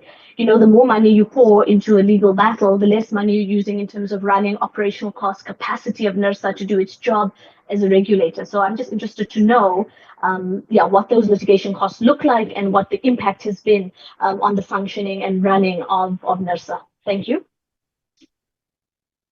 Chair, if I may ask through you, Chair, to Honorable Hassan, that you allow us to go and compute this figure so that we answer accurately. We'll then deposit it similarly in the manner which we would ask to do with Honorable Madam's question, if that's okay with you. That's fine, but yeah, I don't mind on the quantum coming back in writing. But if we can just maybe in general answer the question about whether it has had an impact in terms of revenue generation and the ability to run NERSA. Perhaps let me refer to, DG Bawana? Yes, so we're not seeing that coming through as yet. It may be masked as higher consultancy fees, but we can drill down deeper for that. But we essentially not seeing that coming through. The shortfall in the revenues for NERSA is more to do with the volumes of petroleum, not really coming through on the electricity side, the costs. Okay, so. Thank you. Okay. All right. No, thank you for that clarity. I think it's something that we need to look at because one of the challenges of NERSA constantly having to be in some form of litigation is that it takes away time, energy, money, capacity from the actual mandate of NERSA, which is to do the actual regulation of energy. And of course, all the different technicalities that come with it, right? My last point, I hope I have time, is also around the technicalities, not in NERSA, but of the industry as a whole. One of the things that you mentioned in the first presentation was the timelines in which it takes to get projects and things off the ground. And often we as the portfolio committee are quite impatient. We want to see a very, very fast turnaround. And this industry is not like that. It's extremely capital intensive. And if we want to do a good job, it often takes time in which is required to sort of do that. And actually, Chair, it's more of a comment. Part of the budget that's been put forward in this financial year, and we recognize that, it is a new process. I don't know if it's going to be enough in the long run. And I think that we need to go back to National Treasury and Finance moving forward to get a further cut of the lion's share, because actually, if we're serious about economic growth in this country and we're serious about stabilizing and thriving, and having a thriving electricity and energy sector, it's going to require a lot more budget. Chair, last point on Eskom's performance. Look, I think we all appreciate that the department, or let me start here, the department's performance in this first reporting cycle, let's say because we're still in this first financial year of the separation, has not been as great as we wanted to see. And I recognize that everybody is new and everyone's finding their feet, but it must be said, I don't think we've seen enough of performance indicators that have been met. But it's just important to say that we're always going to push the department to go further. And it's also perhaps a matter of just understanding what the indicators are and how easy and how difficult it is to meet. But I think at the 35% underperformance is not great, and it must be said. The last point is on Eskom, which is where a fair amount of the underperformance is also coming from. All of the audit disclaimers, unacceptable. It really, really needs to be solved.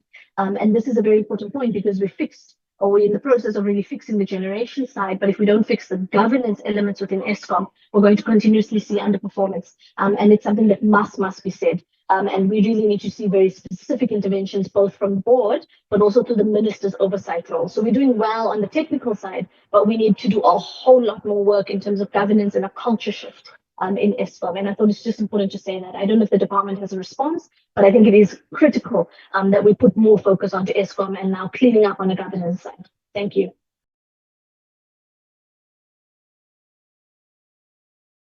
So Honorable Hashia, if I can just comment on that, we do agree. Largely, our focus on Eskom has been on the financial recovery and the mainly on the generation recovery plan.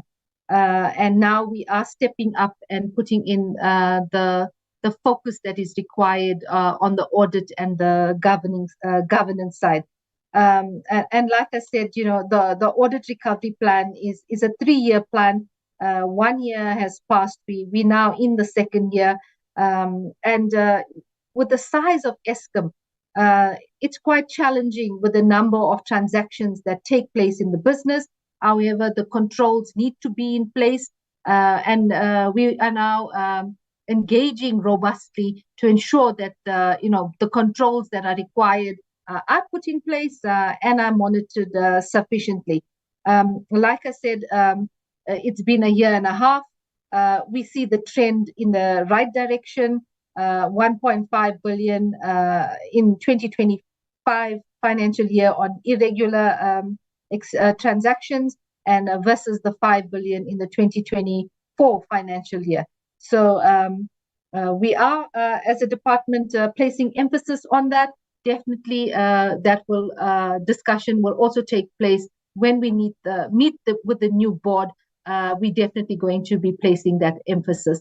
And we did get the turnaround on Operation Recovery when nobody thought we could. We did get the turnaround on the financial recovery, and we're sure that we will get a turnaround on the audit recovery as well. Thank you. Thanks. I don't know if I have any more time, but the last question is, when is the department going to be investigating the municipal surcharge for electricity as part of the pricing policy? Because that's really where the crisis is, and that's where the huge increments and the tariffs really go up. Thanks. Chair, if I may, the problem with that is that the surcharge is introduced to a legislation that's outside of our purview, and that's the Municipal Systems Act. We are engaging our colleagues at COGTA insofar as it relates to how the surcharge is applied to electricity tariffs. The fact that electricity is a regulated service, ultimately, the price, the tariff that appears on a bill must be the subject of that regulation. You can't have a scheme where the regulator half regulates and then the municipality is at liberty to willy-nilly improve without any sense of without any regulatory hindrance to manage the cost of living impacts. But Chair, as I say, the unfortunate thing is that it's not something within our immediate control, and that's why we're taking it up through the IGR process with our colleagues both at COGTA and of course also through the National Treasury. Thank you, Chair. Time is up, Chair.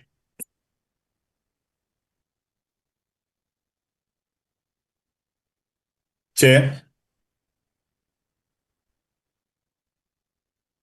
Hello.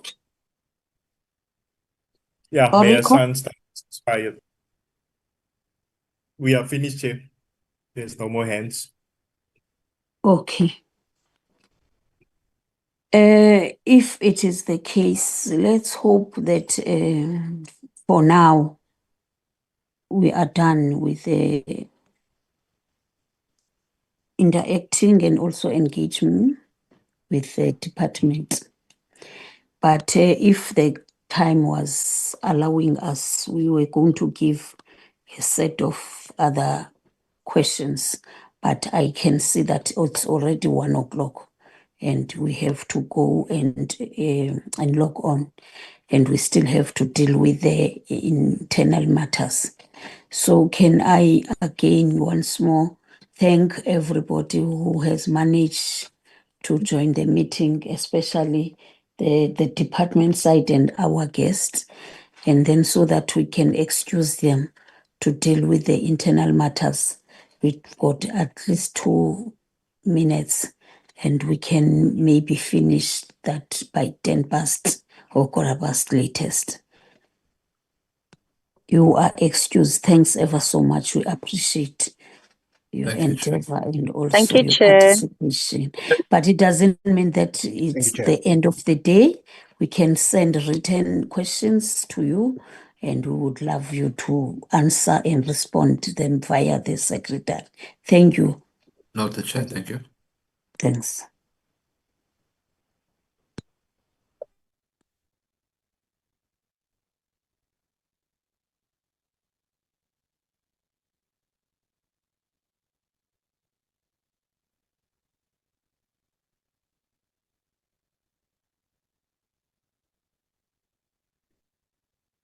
Mariko?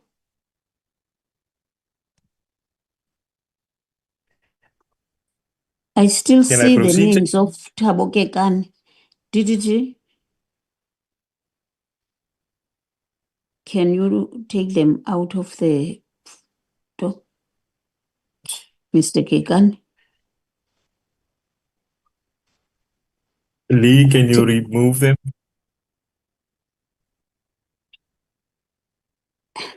Okay, one moment.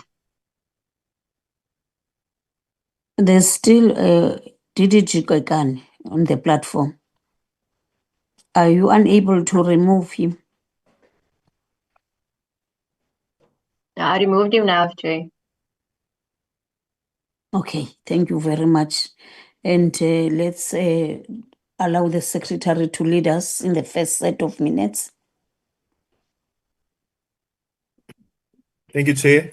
So these are the minutes of Tuesday, 4 November, which dealt with the briefing by the Minister and the Department of Electricity and Energy on the Integrated Resource Plan 2025, and then consideration and adoption of outstanding minutes. So there's the attendance by committee members.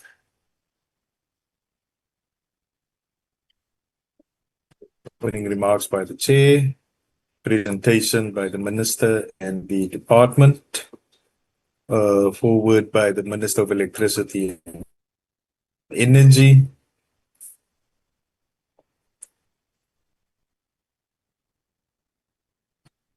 For the discussions.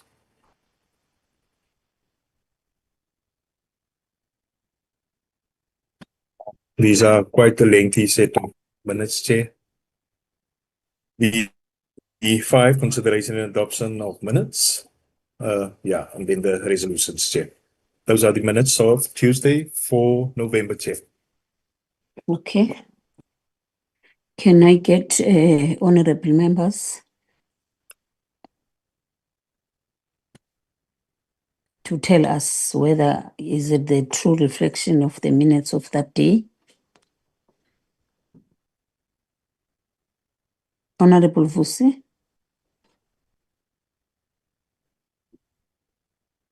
Honorable Vusi, yes. Yes, it is the true reflection, and I move with adoption of the minutes. Thank you, Honorable Nkosi. Honorable Maile? Chair, second the adoption. Seconded by Honorable Maile. Thank you very much. The minutes of the 5th?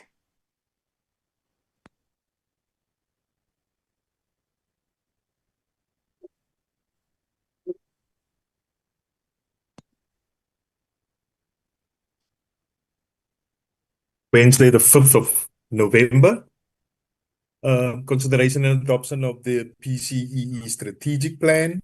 Consideration and adoption of the annual performance plan of the committee.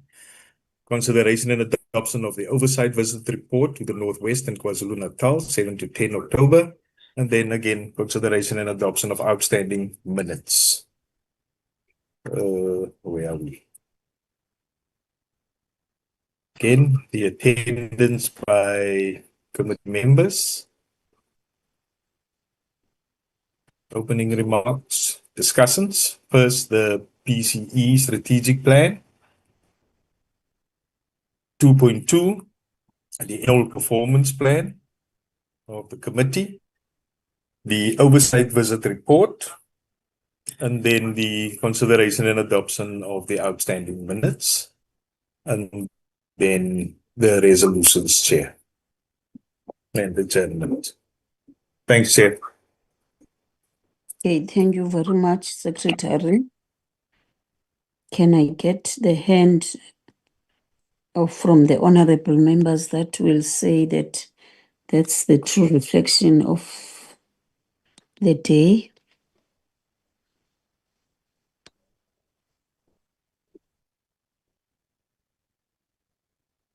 Mr. Bapti's hand is raised, Chair. Honorable Bapti? Thank you, Chair. I will propose the adoption of these minutes with one slight amendment, and that is the last bullet under the resolutions. And that says the committee should consider training workshops on energy-related matters with tertiary institutions. And I think the word should, the committee considers training workshops on energy-related matters with tertiary institutions to be incorporated into the program. Okay. Secretary is also looking at it and is amending it.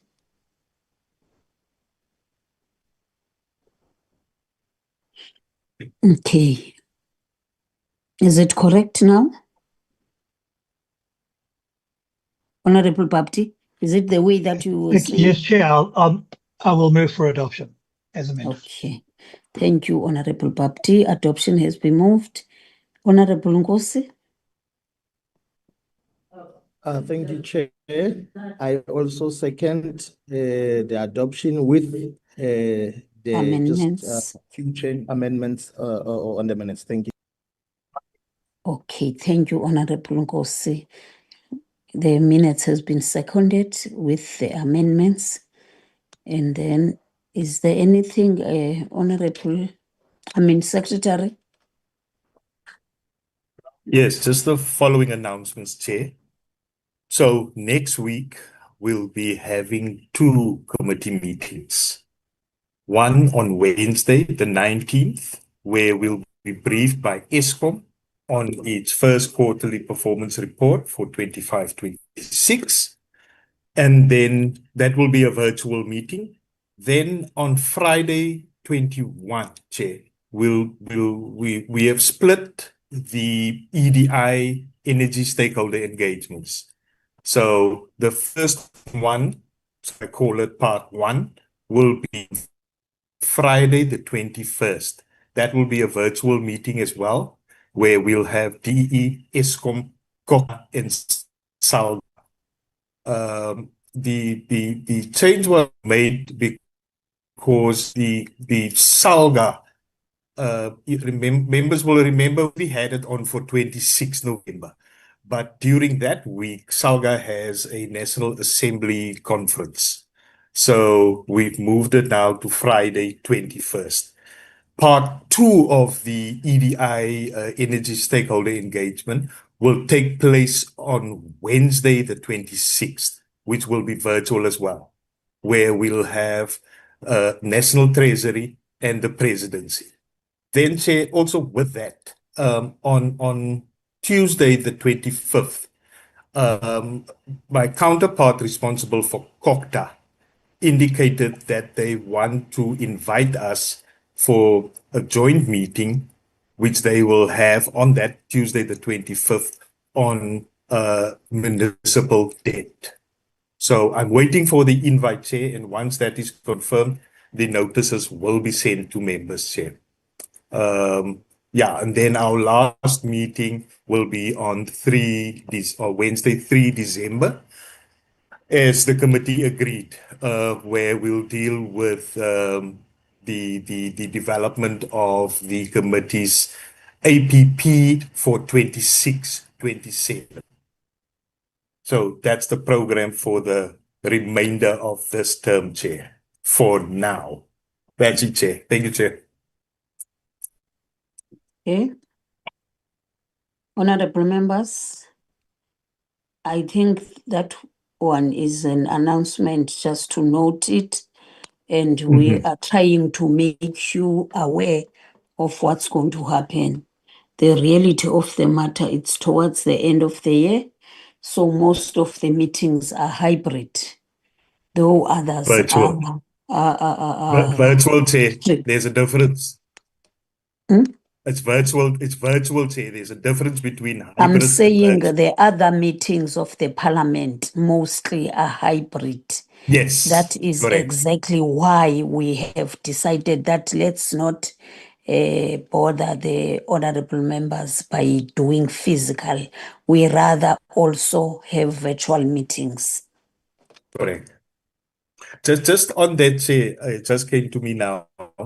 The other counterpart in trade and industry, they also indicated that they might want to invite us to a meeting of theirs relating to these terminal issues, Chair, port terminals, for Friday the 28th.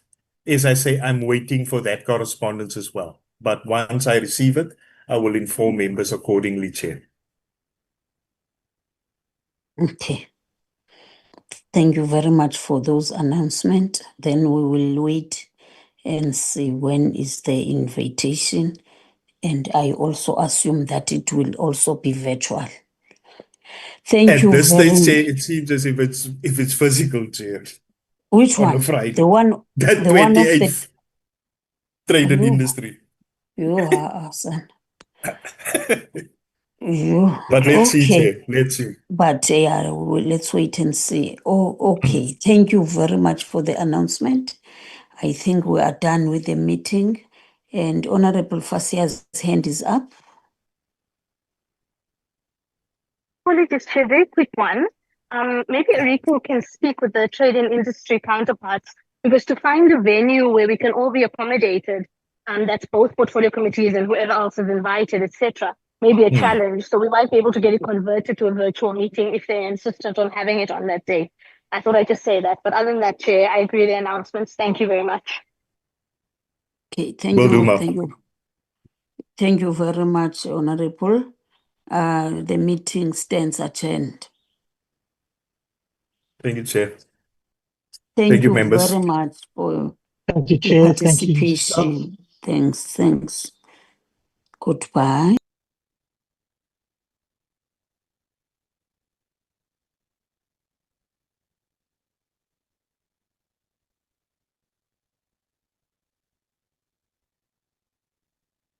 Recording stopped.